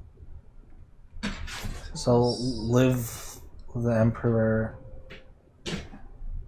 Yeah. I guess I could look up. What he was fast. Can we review? They might have played at a different theater that day. That they There are went a to. couple different theaters listed, Yeah. but these are all events to happen. Those are shows. Those are not Oh, the theaters. Those are the names of the two shows that they're performing. Well, this one says Haymarket Theater. Yeah, that says a village priest tonight at 8:15 matinee, and yeah. Oh, just different. Not Yeah, not the it's- French. It's just entertainment news right now, Oh, I I think. gotcha. Yeah, it's just entertainment in general. All right, let's go talk to Idler then. Idler specifically, or do you want to visit the Princess Theater that they went to? I'd rather visit the personal interest rather than the location. Cecile means century, so it's the century of Paris, I guess. So I guess it would have been like... It might be a history play, which Yeah. is, if he's fascinated with history and the war, Yeah. then this might be how he learned about his parentage. Okay, so Idler, huh? What was the entry for the French Embassy? French Embassy is 59 Southwest. Yeah. Thank you. I wanted to double check Oh, where maybe... they said that they went. I mean, they're basically celebrities with the Tontine. Went to Yeah. see French actor Philippe Arnaud to perform. The general commented that my presence next time was speaking. We went back after stage. That was at the Princess. They went back after stage? They went backstage. Oh, they did sorry. go backstage. Let's go to the Princess Theater then. Let's see who they talked to there. Probably Philip Arnaud. Yeah. Hey, Latte! What are you doing, cat? She likes to play off the blinds. It's really Yeah. annoying. Let's go to the Princess Theater first. Okay. Returns with ice cream. Congratulations! You haven't missed anything other than Albert being like, maybe we check out the theater. Ooh, okay, Latte, come here. She almost knocked over one of our lights by jumping on the cable. It's a very expensive break. No, not really. Not terribly, no. I don't know. The lights themselves aren't that expensive. Okay. She knows. She's running away. Like, oh, I did something wrong. Cool. So that's 11 Northwest, I think? Or... Yeah, 11 Northwest. Hey, There you go. Thank you. Where's 11 Northwest? 11 Northwest is here. Boop. Wait, it has an entry? we Yeah, the Princess arrive. Theater. I guess it would, yeah. Because they arrive- went to it, so... We arrive at the Princess Theater, where Viva the Emperor, a biographical play on the life of Napoleon, Oh, wow. is being performed by the French company Arnaud. The play has been a great success during its limited engagement in London, and there's a long line of people trying to obtain tickets for the last 2 performances before the company returns to France. We make our way backstage to meet the company manager. Oh no, how do I say his name? Gervais? Gervais Arnaud, founder of the troupe. He's a short, stout man in his mid-50s, given to extravagant gestures to express a passionate personality. He's very proud of Philip, his nephew, the leading actor. He fairly bubbles over in praise of his ability. Ah, but you must see Philip perform. He is a magician, a wonder. The breadth of his talent is truly magnifique. He manages to portray the Emperor Napoleon from the age of 26 to his last days on the island of St. Helena. You would swear 5 different actors play the parts, but no, it is only Philip aging before your eyes. As he speaks, he leads us down the corridor to Philip's dressing room. Of course, years of training and practice go into the making of such an artiste, but at age 48, Philip is the toast of the continent. 48 puts him at the right age. Yeah, exactly. And he's very good at Yeah. acting as an old man. Monsieur Arnaud is 48, and you are his uncle? Haha, but I am but 8 years older than Philippe, but I assure you that I am his uncle.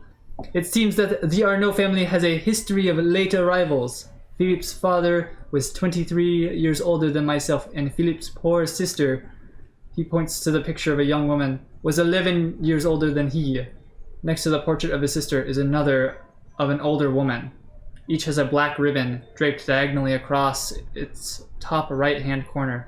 Yes, they are both dead. The sister many, many years ago under very tragic circumstances. Philippe's mother had to be put into an asylum. She just couldn't accept her daughter's death. We received word from the asylum only last week that she too had passed away. It upset Philip very much. Resurrected old ghosts, you might say. And his performance suffered. But he has recovered completely. I have never seen him more brilliant than he was last night. You must see him perform. You must. In fact, if you will wait here, I will arrange for tickets. Can you tell us where Philip Arnaud was this morning? Monsieur Arnaud gives us a puzzled look but answers, he was at the National Gallery. But why do you ask? Just then, 2 workmen carry a trunk into the dressing room. Monsieur Arnaud throws his hands in the air and exclaims, No, no, mes amis! That trunk should go into the company lodgings at the Grand Hotel. I think that's where we go next. He turns back to us and shrugs as if to say, What is one to do? Then he says, Wait and I will get the tickets. During the entire interview, we have never stated our purpose, feeling somewhat guilty that we have obtained information under false pretenses. We decide that the better part of valor would be to leave before Monsieur Arnaud returns. I don't think we need to go there. I think we've solved it. I think so too. Yeah, I think because we don't need proof. Well, we that's just good need a point. hunch, right? Yeah, you're right. We can't just. yeah. We can't. Like, I think think- it's him. Yeah. I think something happened that night. That woman died. Well, here's the thing. What I think is that his mother died recently, putting him in that state. and he happens to see the, whatever. The thing is, I don't know if it's his mother or if it's his older sister that was part of that he was romancing. Older sister is 11 years older than him, which would put her at like 70, which is close enough to. Yeah, he was like 23 when he was on tour, What are you so she would have been like That doesn't put her at 60. 70. He's 48. 11 years older puts her at 60. Yeah, That's the age gap's a bit too much. What is it? Wait, how old is he? he's 48. He's 48, 11 years older, 59. 59, and if today is 88, so that puts... And he was 70, so that's 11 years. So she would have been 15. Ooh. No. Yeah. So no, his mom was the one who died recently, and Yeah. his mom was. I think that... He was romancing the mom. Yes. Yeah. That would explain why it was such a scandal. Yeah. Yeah, and also it could be like he's the illegitimate son of that, and also yeah. and also his mother dying recently would have put him in the mental state that if he came across a chance or he found out This could be him. he could be him. Yeah. Yeah, he performed extremely well last night. He probably knew that Armstead was in the audience. Yeah. Yeah. And then he met him after the show, realized he was a scoundrel. Yeah. Yeah, and then from there decided to enact his plan. Yep.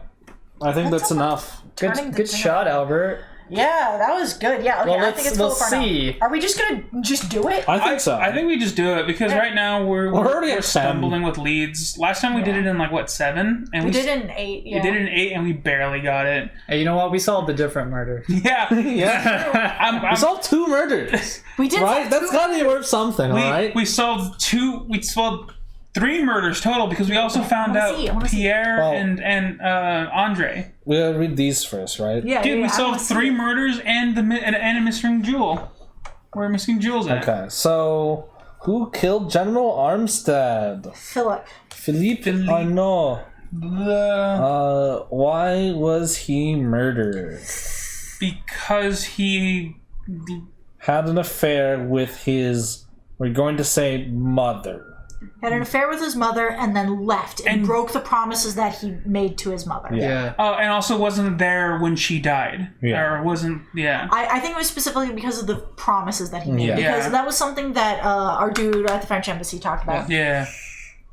Oh, hold on, I'm gonna was swap scenes real fast. why was the Duke of Wellington's figurine turned backwards? I never got a good answer on this.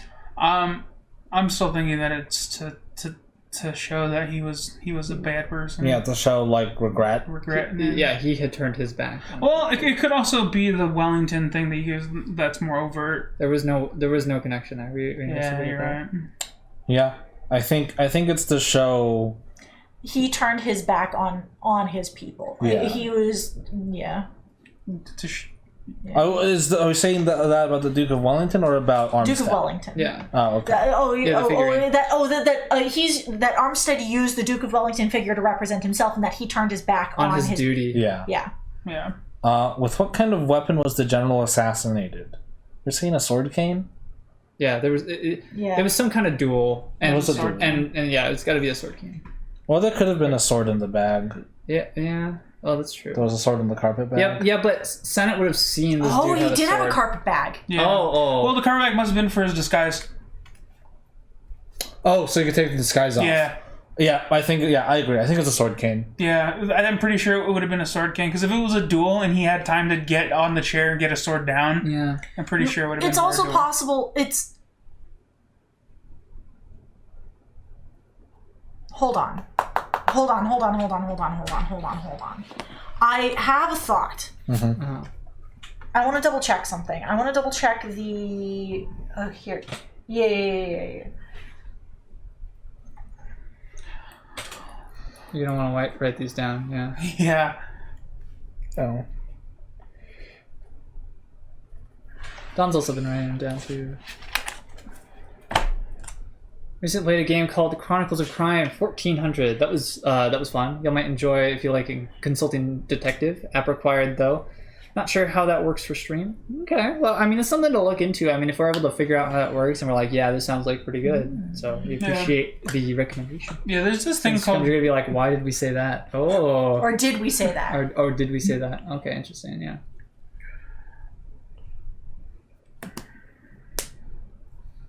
Hold on. Yeah, there's this emulator program called BlueStacks that you can emulate a phone on. Yeah. That we can, if we need to run an app, we can launch that, and we can just screen cap the app. I used to use it to play Arknights. Yeah, I know. I haven't played it in a while. I've been meaning to like play it more. Cause like I have that tablet, but I just like never get around to it. You scan cards with barcodes and interview people. So, ooh, Oh, cool. that sounds fun. I kind of want to see like this type of game reimagined in a futuristic noir setting. There are like there's like games on Steam that are like ARG style like mystery games where you like it incorporates Where does- real world elements. Help me. I can't find where it said, like, he gave his description of the fight. I don't know how I can't find it. Because it's here. It's in this section that he talks about. You heard So- sword fight? There was Yeah. that like Pokemon Direct this morning, and at the beginning they went through this montage of like Oh, it was in the opening bit. No. It was given to us by the Albert's character. No, no, it was here Senate. too. Senate described Senate it here. describes the sword fight that he heard. Anyway, as I was saying, so they were like showing like all the Pokemon stuff through the years, and one of the things was like apparently on like the original Game Boy game, there's a cable you'd connect your Game Boy to your cell phone in like the late 90s, I think it was. and then you would transfer your Pokemon to your phone, and you would connect that to someone else's Game Boy to complete a trade. That doesn't sound that unreasonable. But it's like, what kind of kid has a cell phone in the 90s? A lot of kids, No, especially in Japan. I guess. Yeah, in Japan, like having those flip phones was like really, really common. Well, no, like this was like, it was like the whole like brick phone. And cables directly game to game. No, there was also a cable like two-way phone. Yeah, the Game Boy to Game Boy one makes the most sense. Yeah, but that must have been like an early precursor, right? I guess, yeah. Also, could be a situation where like it was designed with. I'm gonna go with sword cane. My thought was that he asked to see the sword. He took the rapier that was on the wall. He took the rapier down. Philip took the rapier and stabbed him with it, and then put it in his hand as if they'd been fighting. But the problem is, it does distinctly say heard the sound of swordplay. Yeah. So I think it was a sword cane. I mean, an actor. You could just say sword. An actor is very proficient in stage sword fighting, which does lend itself to actual swordplay. Also, an honor duel is very theatrical. Yeah. Alright, so who killed Pierre and Andre Martin?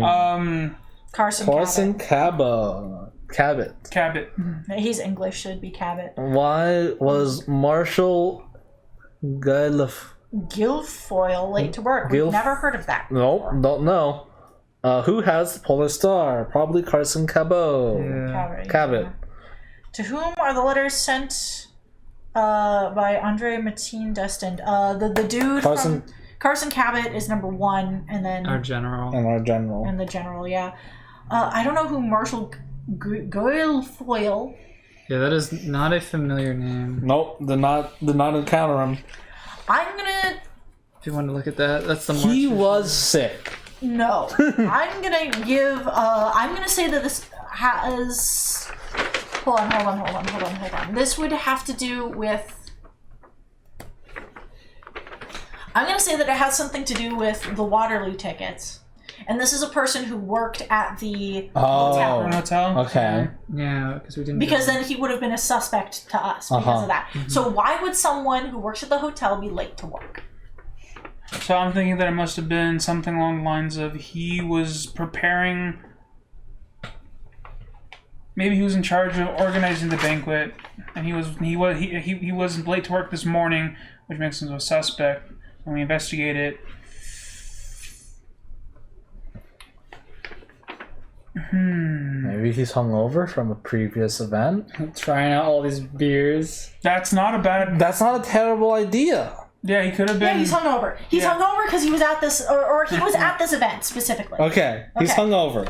All right, not necessarily hungover. He was at like the beer event. All right. Okay, first series. Number 1, Philip Arnaud, 30 points. We did it. We fucking solved it. Good snipe. Oh, because he disgraced Arnaud's sister Florette some 40 years previous. Ooh, no, we were wrong. That one was Yeah. a big Wasn't- fat wasn't no. his I didn't mom. realize It it was wasn't his his sister. mom. We probably would have found that out if we went to his Yeah. hotel room. Okay. The general turned it around to point out that his killer was one of those who was opposed to Wellington at Waterloo. What? To say it was a Frenchman? Yeah. In this case, the actor who was playing... Oh! Because he was playing Napoleon. That makes a bit more And it sense. was- He would have been the other general. Kat, you're hitting the cables against each other right now. Oh, interesting. So Yeah, that specifically makes more sense. The other thing was kind of just hot garbage. And then it was a Sword King. So that was a correct guess. Second The series. last one was only 10 points, though. Yeah. Yeah. Latte, you're still playing with the cable. No, she's not. She's under the table now. Alright, the second series, Carson Cabot, sorry. He's English. He is English. We've been talking about a lot of French names. 6. He stopped off at Roland and Fraser to buy his wife an anniversary gift? Nope. No, yeah, Oh, well. Oh, that was the one guy who was late for Yeah. work. Yeah. Carson Cabot. Cabot. Sorry. Okay. Swear to God, if you're gonna keep doing this. The one from Brick Street is for General Armstead. Yeah. The one on Pond Street is for Carson Cabot. Yep. Okay, and that's another 10 points. So that is a total of 70 points, which is not great. Because Holmes always gets 100, right? 4 leads. Holmes got it in 4 leads. So you track 10. And 10 total? Subtract 6. So 6 times 5 is what we subtract. It was 5 points. 30. So we for got each 40 X. points. Ooh, Yeah. yikes. Not great. That was a hard one, Not at all. though. That was a hard That one. was a very... Yeah, I we, think... we ended up doing circles around other stuff. Is the problem. Yeah, we got stuck on other stuff. The Time for biggest Sherlock to lay this smack And we got stuck on the age of the daughter. Yeah. Because like, she would have been Yeah. 15, and we're all kind of like, It's a little skeevy. But I mean, But I was like, gonna say, like, he called her, like, Little Flower, so I was like, maybe it's because she's younger. yeah. Also, If we had gotten to his room, we would have gotten that. Yeah, I think that's where the information was hidden. Which sucks, because We got then to we would have it gotten so- 25 more points. yeah. We got to it so late, though. Yeah. Which is why we were like in such a rush to just Yeah. be like, yeah, fuck it. It was very tangential. So This one was a definitely circle. sick. We only got 60. Yeah. What else did we miss? Oh, the thing with the statue. Yeah, didn't connect make it the connection with- that he with played. It was Napoleon playing play. Napoleon. Yeah. It's just time to. I feel like that one Oh, would've can also you told us. actually? It should list the leads that Holmes went through. What did he do? Yeah, his jumps. No, it doesn't say. Really? No, it just says 4. Weird. Tally your score the points obtained by answering the questions and count the number of leads you followed. Then compare the number of leads you followed to that of Holmes. 4 leads in this case. Where did the first one say that? Like, say his The jumps? first one definitely said his leads. I see. Yeah. I feel like we're missing in- information. Is there like It's you know in- what? Oh, Oh, there we go. solutions, Okay, of course. then there's another. Yeah, there's an epilogue. Right? Yeah, I was gonna say. I feel like there's some sort of thing that follows this up. Where is it? Yeah, okay. Yeah, he's gonna be like, "You plebeians." The biggest thing is I can get how he did it in 4. So he went to the crime scene, he went to the general's place, he went to the play, then he went to the person's Yeah. But why would he make the decision to Hotel. go to the play out of like everything? Is Yeah. the problem. It just Yeah. didn't... Yeah. the logic behind it. Out of curiosity, yeah, you're precisely correct. He went to General Armstead's house, the embassy, the Princess Theater, and the Grand Hotel. Yeah. He would have had to luck into the connection between the embassy and the Princess Theater. No, No? because Jean-Paul talks about I going to guess the he Princess just- Theater. Yeah. Yeah, he mentions the Princess Theater. Yeah. But like, I guess at some point he gets lucky and like guesses which tontine person to go to. None of those were the Tontine. Yeah. Oh, were they not? Wait, No. where was Gerard mentioned? Gerard, he's the French embassy. He's the French embassy general that came to town. That's an old friend. The two of them went to the Princess Theater together, which is how he knew to go to the Princess Theater. Where is he mentioned initially? He's mentioned initially as a meeting because he was like for a meeting. Okay. We visited him. Okay, Yeah. okay. He was one of the first people we visited. We were on the right track. Okay. Sorry, I was under the assumption that this was one of the Tontine members. I missed that connection. Oh, Latte, you unplugged the TV. Good job. Well, you can't see chat anymore. It's fine. I'm just gonna do. How do we want to? Who wants to narrate this one? Oh, she plugged it back in. Thank you, Latte. It's just very loose. What the fuck? as I wanted to, Sherlock makes supernatural leaps of logic. He basically never completed. All right. That's why they give us the bonus basically questions. never complete it in fewer locations. Yeah. All right. I'm just. This is gonna be mostly Brandon talking. So I'm just going to read the beginning part of this. Well, we're all here and waiting. For the life of me, I cannot imagine how you cut to the truth of this case. Holmes puts aside the morning paper and begins. In this particular case, which might be titled The Case of the Tin Soldier, She unplugged it again. if you'll forgive my intrusion into your literary bailiwick, Watson, the most intriguing fact was the method of murder. The distinctive sound of swordplay, reported Mr. Sennett. Most odd. It suggested to me an affair of honor. At General Armstead's home, my suspicions were confirmed. First, the letter. It was yellowed with age and addressed to the general by a rank he held some 40 years ago. It upset the general, indicating it concerned some long past indiscretion. It was the reason for the duel. What the hell? Go ahead, sorry. This is a Watson line. Let me fix it here.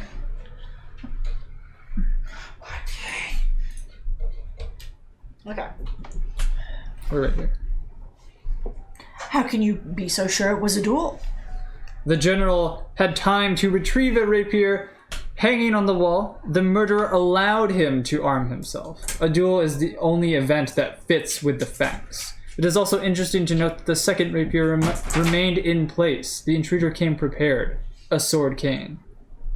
As to the intruder himself, Sennett described him as an old man, yet he left the premises over an 8-foot garden wall, a disguise, and carried off with enough expertise to completely fool Sennett.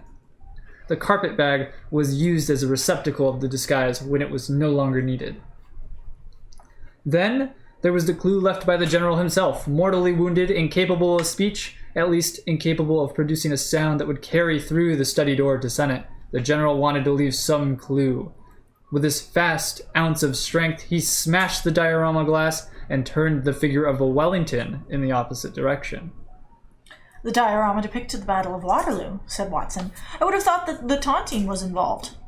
If that were so, Watson, the general need not have been so indirect. The Tontine ticket was hanging in front of him. All he had to do was reach for it, and the message would have been clear. Based upon an indiscretion out of the past, a letter addressed to Captain Armstead, the rank the general held at the time of his service in France, and the intruder's French accent as detected by Sennett, I concluded that an interview with Jean-Paul Gerard at the French embassy might prove profitable. The picture painted by M. Gerard fit directly into the pattern. Having agreed to a marriage of convenience as a sacrifice to his career, the general lived a riotous life in France, a full, carefree life without responsibility for exactly 1 year. A rather romantic notion, and what is more romantic than a desperate and ill-fated love affair? M. Gerard's mention of the actor Philip Arnaud struck a chord. Who better than an actor, trained master of illusion to disguise himself and perform in that disguise convincingly? Also, Philip Arnaud performs the role of Napoleon. According to M. Gerard, the general had seen the play and gone backstage to meet Arnaud. Let me explain to you a thing real fast. What the fuck? That was a really high jump, Kat. M. Gerard. It's Monsieur Gerard. M is short for Monsieur. It's like Mister. Oh, okay. I was just like assumed that it was. No, some you're kind of fine. moniker, and You're I was fine. like, oh, I it's just wanted Jean-Paul. to let you know it's short for Monsieur. Yeah. Should I just say Monsieur? Fine. There's probably not going to say it anymore. Yeah. But Next stage. When the general turned the figure of Wellington around, he was trying to tell us that his killer was Napoleon. At the Princess Theater, seeing the two portraits and hearing something of the woman's story suggested a reasonable scenario to fit the situation. Arnaud's sister was the Little Flower, a proper name, not a description, by the way. Side over by the general to Gerard. She was an impressionable 19-year-old who fell madly in love with the dashing English captain. Oh, we miscalculated. we got the age wrong. Yeah. 19 is less creepy. 19 is still creepy, but less creepy. I mean, He was back 23 at the time. During was those he? Yeah. during those times, like 15, like people got married when they were 13. 15's around the age where. No, not these times. 13. No, people didn't get married at 13 in the late 1800s. I mean, they do in Alabama. That's Alabama and not late 1800s England. Okay. When the captain's years came to an end, she despaired and took her own life. Her grief-stricken mother went mad and was sent to an asylum. Thus, in the twinkling of an eye, Philip Arnaud had lost a beloved sister and a loving mother. Like, how did he jump to that conclusion without talking to the dude? He did. Oh, he went to the Grand Hotel, which might have some information. I kind of want to look at the information we would have gotten afterwards. He was but 7 or 8 years of age, and while he desperately felt the double wound, he was too young to understand the circumstances that caused it. Some 40 years later, on the death of his mother, he received, by way of inheritance, a letter written by his long-lost sister. She gave him an explanation and a name. That's how he knew. Armstead. He came to London, and fate dogged him. He had to restrain himself in front of the object of his anger that came to congratulate him in the dressing room, hatching his Machiavellian plot. Alright, the Grand Hotel was 22WC. Oh, you got it. Yeah. Yeah. Fuck you, Holmes! Yeah, we got the age wrong. I don't know. It's hard to say. Yeah. I think if we said 19, we would have been less weird about it. I mean, we started this off really strong. Like, we were like, this is a duel of honor. This dude had a sword cane. And Yeah, we called it at the very beginning, but we got lost on the who. Yeah. Yeah, we got lost because we assumed that it was actually an old guy that maintained his... we thought it was an old guy. We thought it was like a military. No, we suggested early on that it could have been a disguise, but we Yeah. couldn't figure out who. yeah, because it was some kind of weird French accent. So we were like, We thought the French accent was fake. That was our downfall. yeah. Because after that, we decided to look into Pierre, right? And we got stuck there for a while. We tried the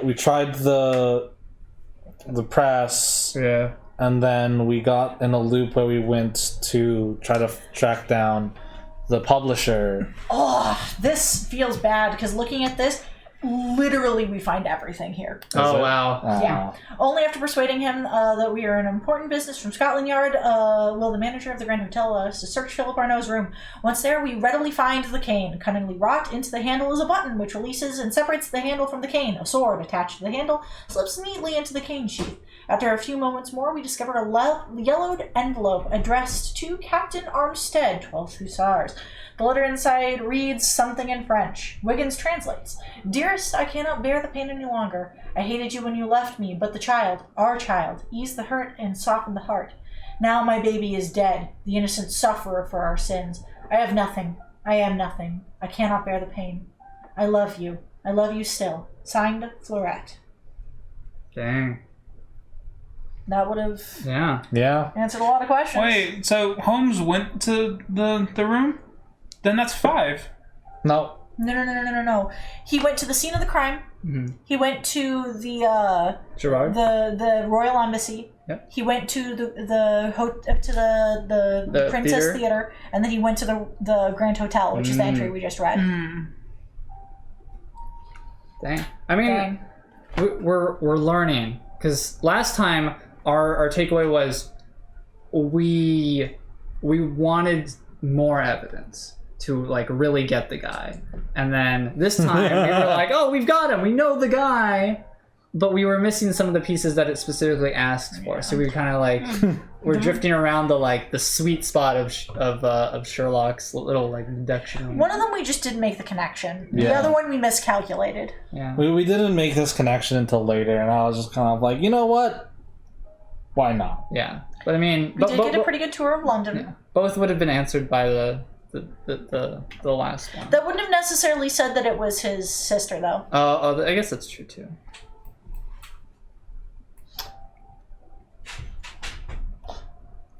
Yeah. Well, I think it would have, because we know the mother died like way later. Yeah. But that wasn't. But- that didn't explain like that she committed suicide. Yeah. It suggested it though. I guess we are only guess. saying that because we knew. It also doesn't really say an age, and that could have easily still been his mother. Yeah, exactly. It could have been. Oh, it's in What? Hey! Oh my god, she almost yanked something out of the computer. Yeah. She is too zoomy right now. I think that. Cookie latte. Yeah, that's a hard Yeah. goodbye. Well, the thing is Sorry the about letter, your ears. the letter said that the baby died, Yeah. which meant that we would no longer have thought that Philip was his son, which Yeah. Hmm. might have changed our view. I see. Yeah. Okay. Yeah. I don't know.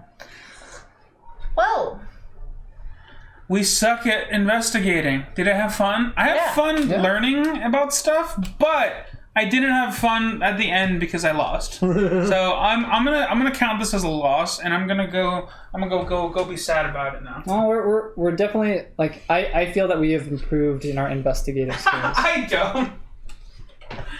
Like at least improved in like getting or figuring out what the game is like really expecting of us and where, like at what point of the investigation are we done. The biggest thing is that it doesn't. It always like fucking swings really extreme directions as to what it wants us. What questions are worth the most points? yeah. Yeah, the why we were close. Wait, nothing said that he disgraced his sister.